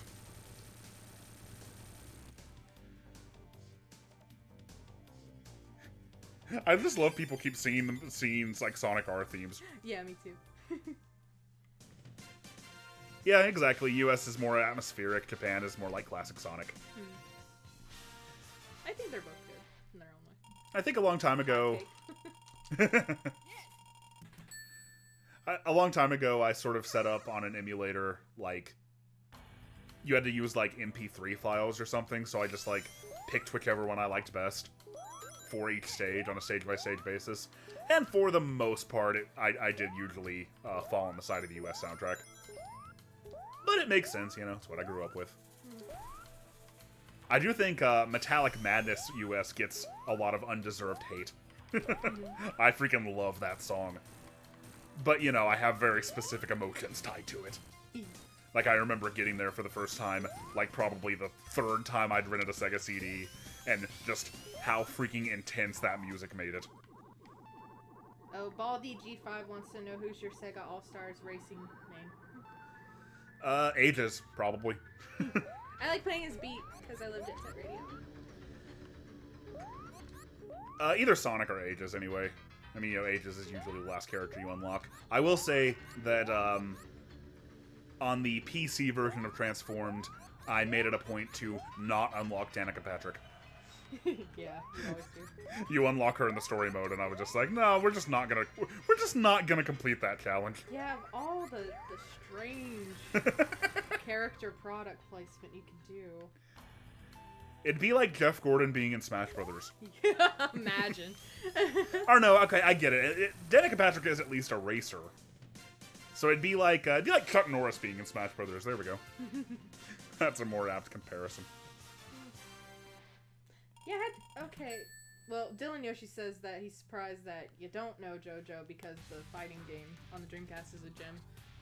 I never knew about the fighting game until much more recently. Say, did you know about that until, like, came screaming in your life about Probably not, anime? No. That game is also just incredibly, incredibly rare. It's one of the one of the more expensive Dreamcast games for sure. Oh yeah. The thing about Sonic CD is that if you're not exploring the stages and you're not trying to get the time stones, you can really blast through most of the stages pretty fast. Oh, I was one ring off from a special stage there. Oh well. I'm sorry. Supportive cat. Going back to the Sonic CD soundtrack, though, I actually modded my PC version of Mania, so, like, one act of both Stardust Speedway and Metallic Madness will play the US soundtrack. Because, you know, Sonic Mania is supposed to be a celebration of Sonic, and that was what I grew up with.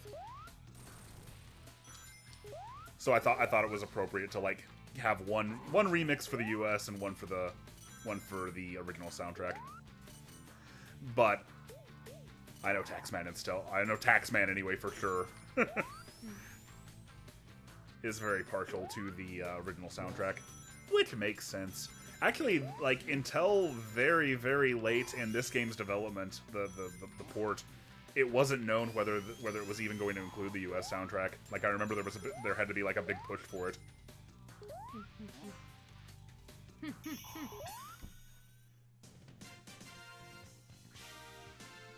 Let's see. Question for the chat. What's your favorite TGC video? That is a good question. What is your favorite TGC video? I really like your Sonic 06 video.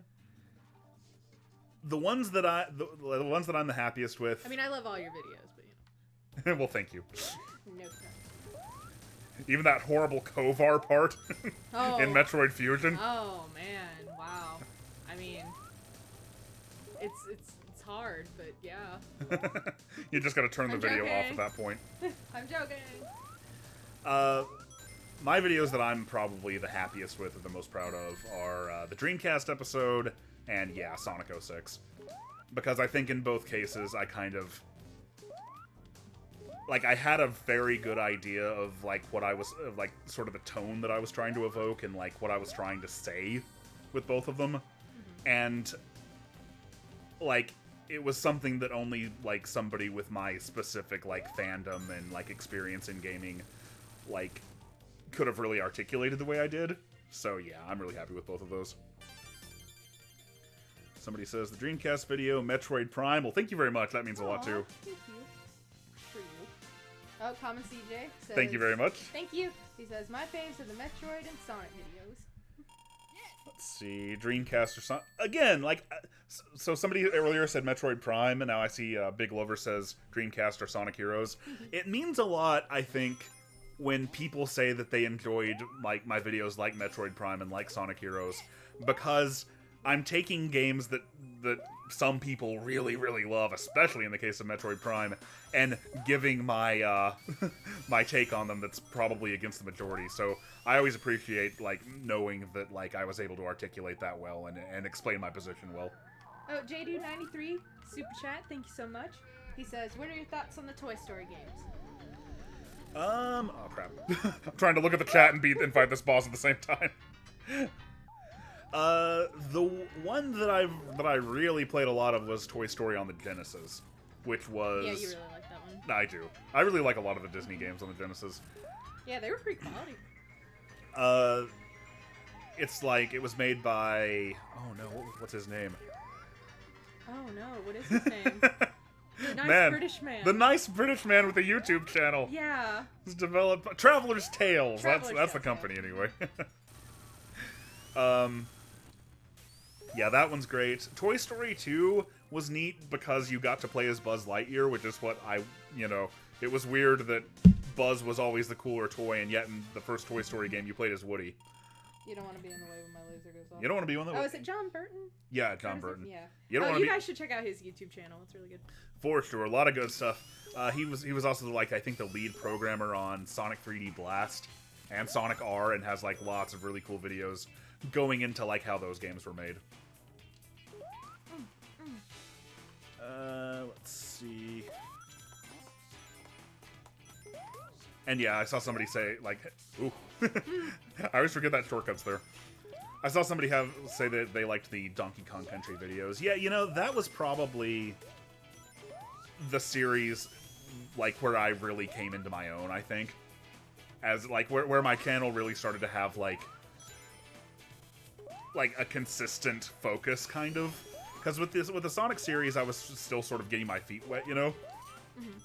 And I was still trying to figure out, like, how detailed I wanted to be and how detailed I wanted to make things. Although, technically, come to think of it, Smash Brothers was before Donkey Kong, and that would probably also apply. I don't know. It's been a process.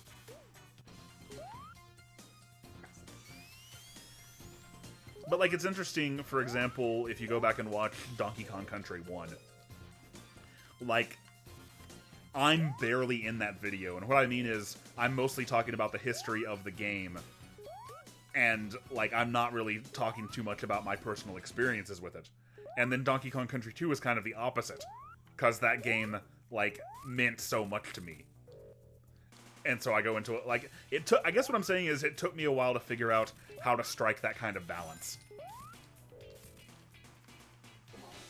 But, like, one example is, like, sometimes I'll write something into a script and then Kovar will read it, and I might have a note on it saying, I don't know if I should keep this, it seems, like, too personal or something. And he always tells me, like, well, I mean, that's kind of what makes your videos unique. Like, your personal experience is one thing that's gonna make you stand out. So he always recommends I keep them. And I agree. Somebody's saying they like my Tropical Freeze video. Yeah, the first 9 minutes of that, especially, like, I'm really glad that I got to, like, sort of... What's the word I'm looking for? Encapsulate all that history that happened with the Wii U version and all the controversy around its release. Yeah, there's a lot to that one. and the metaphor I drew with like the Zelda series, talking about like what if this entire generation saw Link as like a Mario character.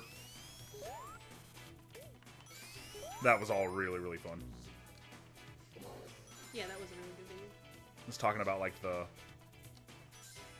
the problems the Donkey Kong series has had as a result of Donkey Kong continuously showing up in Mario spinoffs, and not much else for like an entire generation. I like all your videos. I'm extremely biased.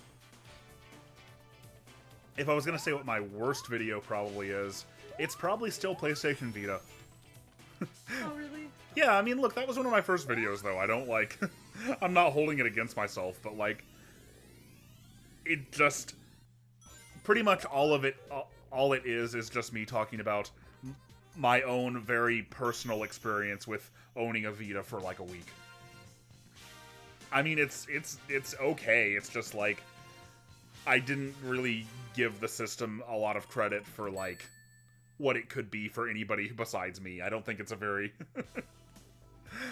I don't think it's a very useful video, I guess is what I'm saying. By the way, this conversation has been so continuously interesting, and I've been enjoying it so much, that I haven't even noticed that I was playing Wacky Workbench until just now. Aw. It hasn't even occurred to me, so thank you guys. And thank you to Common CJ. Can you read that? Yeah. Okay, Common CJ says, this will probably be my last super, but have you played any of the GBA Power Rangers games? Yeah, you know, for the last Power Rangers video I did was on Zeo. And for that video, I actually wrote a much longer script containing, like, everything up to, I think, Time Force. And then decided, like, I was pressed for time because we were going to WrestleMania, actually. Yeah. So I decided to cut it short and just focus it on Zeo and then come back to the rest of the rest of the games later. And then oh crap, I forgot to jump. So yeah, I played like the Wild Force did I play Wild Force? I think I did for some reason. You played like all of them. I definitely played Time Force. I played Lightspeed Rescue on the Game Boy Color. Yeah, I played a couple of them. And that's all still sitting there in the script. Like, I still have that footage and that script. The problem is, the Zeo video really, really didn't do very well. Oh. And compared especially to how well the original Power Rangers videos did. So, like, I don't know if I'm ever going to get back to it. And, you know, it's a conundrum that you commonly see in the Power Rangers fandom, is just like... nobody seems to care. Okay, not nobody. But nobody outside the fandom really cares about anything outside of Mighty Morphin, unfortunately.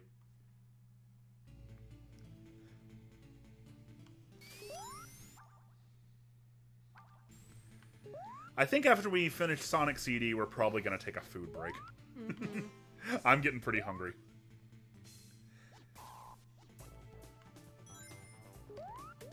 Let's see... Somebody says that they had a Dino Thunder game on the TVA. Yeah, I think there was one. That's one sort of fascinating thing that me and Alicia got super into collecting for the Game Boy Advance a few summers ago. We did. We have like a whole game sack. Not like the YouTube channel Game Sack, we should clarify. Yeah. But yeah, we were really... And collecting for the GBA is great because most of the games are so ridiculously cheap and common. But, one thing that we constantly noticed was just, like, how much more common licensed games used to be. Like, used to, every time, like, a major movie came out or something, you were guaranteed to get usually a very crappy, like, GBA or DS version of it. Ooh. And you don't really see that anymore. Ooh, Bud in the Squirrel Squad, thank you! Thank you for super chatting. Thank you for donating. Really appreciate it. He asked your thoughts on new Sonic titles this year. Well, do you mean, like, will we hear anything about new Sonic titles, or about the one that's already come out, Team Sonic Racing? Probably, like, the ones that... Are we gonna hear more about new Sonic titles this year? I kind of feel like if we were gonna get a new main Sonic game this year, we probably would have heard about it by now. probably specifically today we would have heard about it. They would have had some sort of a birthday stream or make an announcement. That's usually their style. Honestly, I was sort of thinking about this earlier when we were talking about Forces. I wouldn't be shocked by any means if we just don't get another mainline Sonic game until the 30th anniversary. I think after the reception that Forces got, and for that matter, how I don't think it sold very well at all either. Yeah.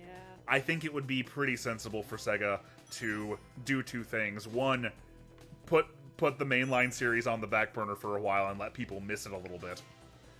And to really, really take their time on developing, hopefully, a really great Sonic game. That would be the sensible thing for them to do. Speaking of sensible, I'm having a delightful time bouncing around Stardust Speedway here. So do you think they'd make another, like, Mania-type game? Yeah, absolutely.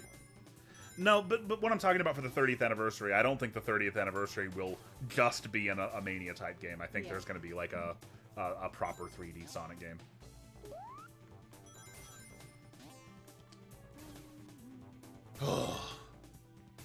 Man, I'm hungry. Me too. I need to hurry up and finish this game. Oh, Pimpo asked, "What's my favorite Ys game?" I really liked Memories of Celceta, I think. Ys? Ys, yeah. Is that like YS? Yeah. Okay. I haven't played too many of the Ys games though, unfortunately.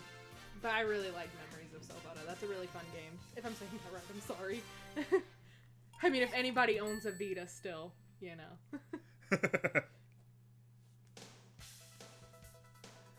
Dylan Yoshi says it sucks that Forces was so lame because I loved Colors and Generations and I really wanted another game like that.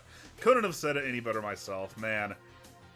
I was optimistic about Forces. I was like, I don't expect it to be great or anything, but as long as it's like 25%, as long as the boost stages are 25% as good as Generations were, I'll be fine. And they weren't. they couldn't even match that. I'm so sorry. One of the most iconic fights in the series right here. Sonic Racing, Metal Sonic, and Stardust Speedway. Oh yeah, I love my Vita. I don't regret buying it. I pretty much bought it just for Gravity Rush and Persona 4 Golden, so I more than got my money's worth out of it. And then I got like a couple of really good PSP games, so I played Persona 3 Portable on it. I got more than my money's worth. The screen brightness issue with the Vita still bugs me. Freedom Wars is really good. Just want to throw that out there.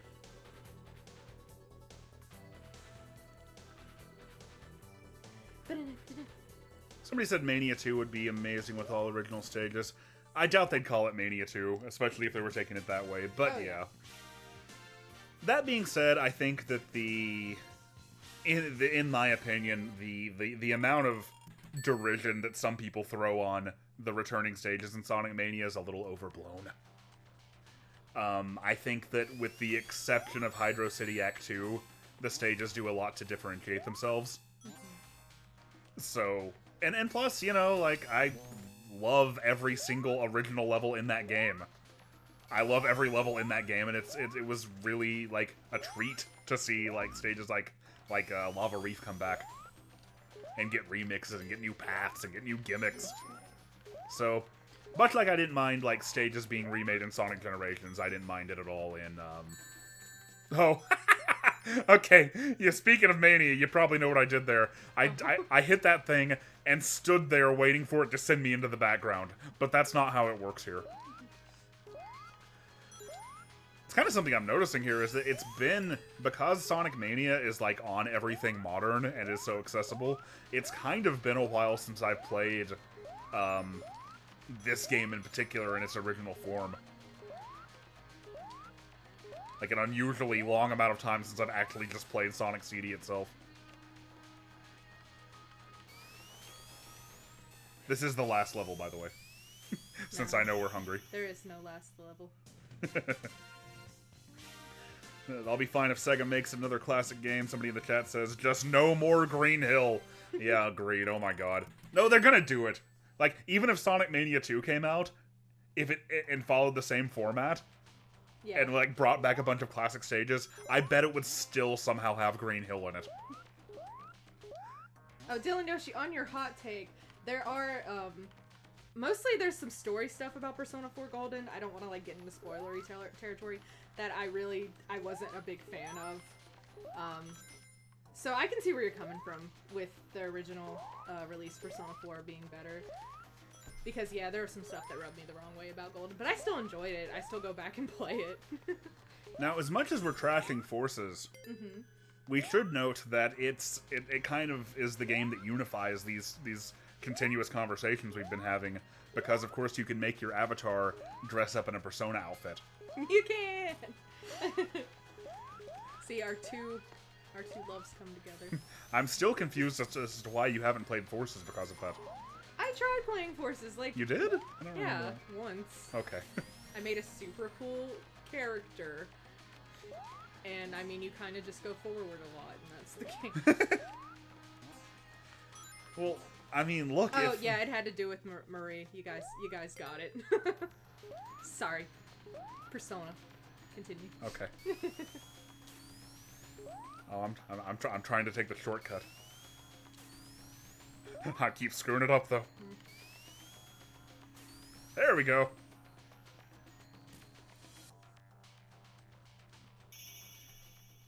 What a good level.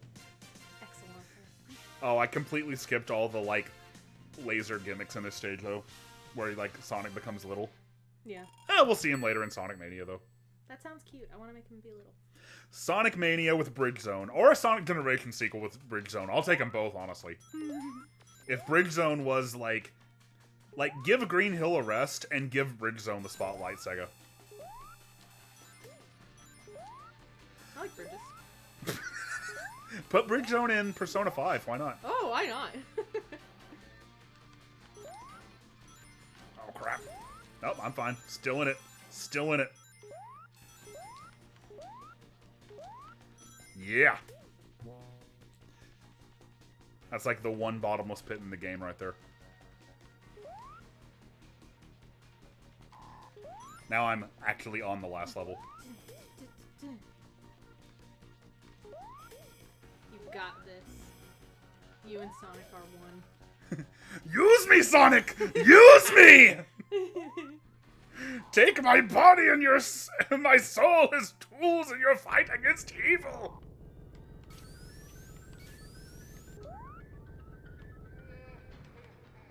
Alright, we're just about to take a break for a while here, so... Take a food break. Yeah, man, how long have we been going? Only a few hours. I have no idea. I can see it over there, but it's not, the screen's not close enough for me to tell. You might be able to mouse over and see. Mouse over the video. Nope. Doesn't say. Oh well. So anyway, before we go, if there's anything that you want to ask us or anything you wanna shout out, let us know. We'll be back. We'll be back because I haven't played Sonic 3 yet. Gotta get to that. We're just taking a food break because we're dying of starvation. Indeed. When we come back, I will for sure be playing, I said this earlier, but just in case you weren't here, I'm going to be doing Sonic 3 and Knuckles, one of the two adventure games, Generations, and Mania. Bare minimum, maybe more than that.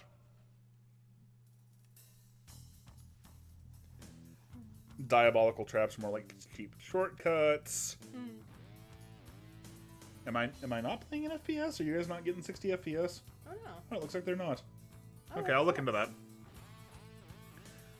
Hope the Chicken Lord says, hope you guys choke down a bunch of chili dogs for the occasion. That would be very appropriate. That would be appropriate.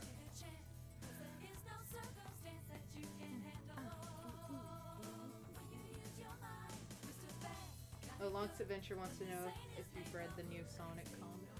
I've read, I think, the first 2 issues of them.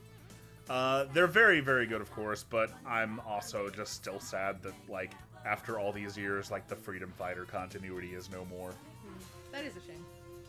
As somebody who, like, I remember when Sonic's, like, fandom on the internet was defined entirely by Sad AM. And I always thought it was cool that after all this time, like, those characters were like still around and still like still had new stories. And it's sad that they don't anymore. That is really a shame, and that it kind of all ended because of some bullshit. I don't like to use bad words too much on the videos, but this is a stream, so I can say, fuck Ken Penders. That guy's a fucking weirdo. Somebody says the Japanese ending theme is better. I agree. Like, Sonic Boom and Toot Toot Sonic Warrior, like, the main songs are kind of a wash for me. I like them both about equally.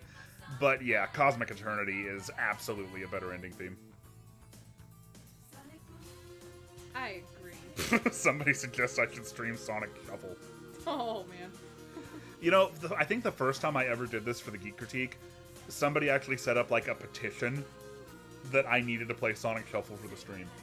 Like, they were so dedicated to making sure that I played Sonic Shuffle. They were gonna get the government involved. Yeah. That's sweet. These people are freaking out about swears. Oh, sorry. No, I did it. Ooh! I can say the bad word. You have to put a quarter in the jar.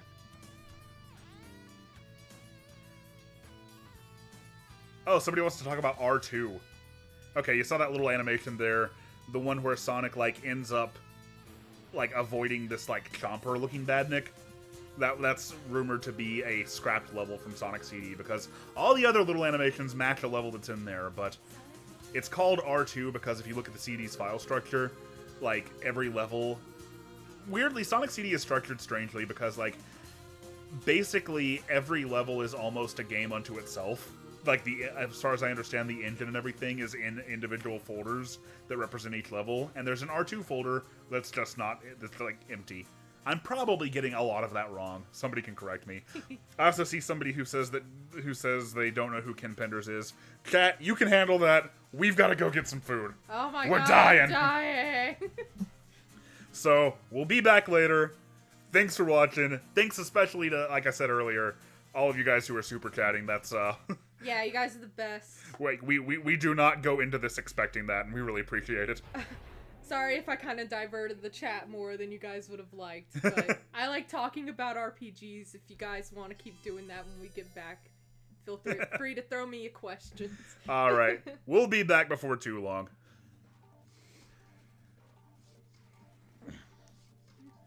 But until then, you keep geeking. We'll keep critiquing! Thanks for watching. Intermission.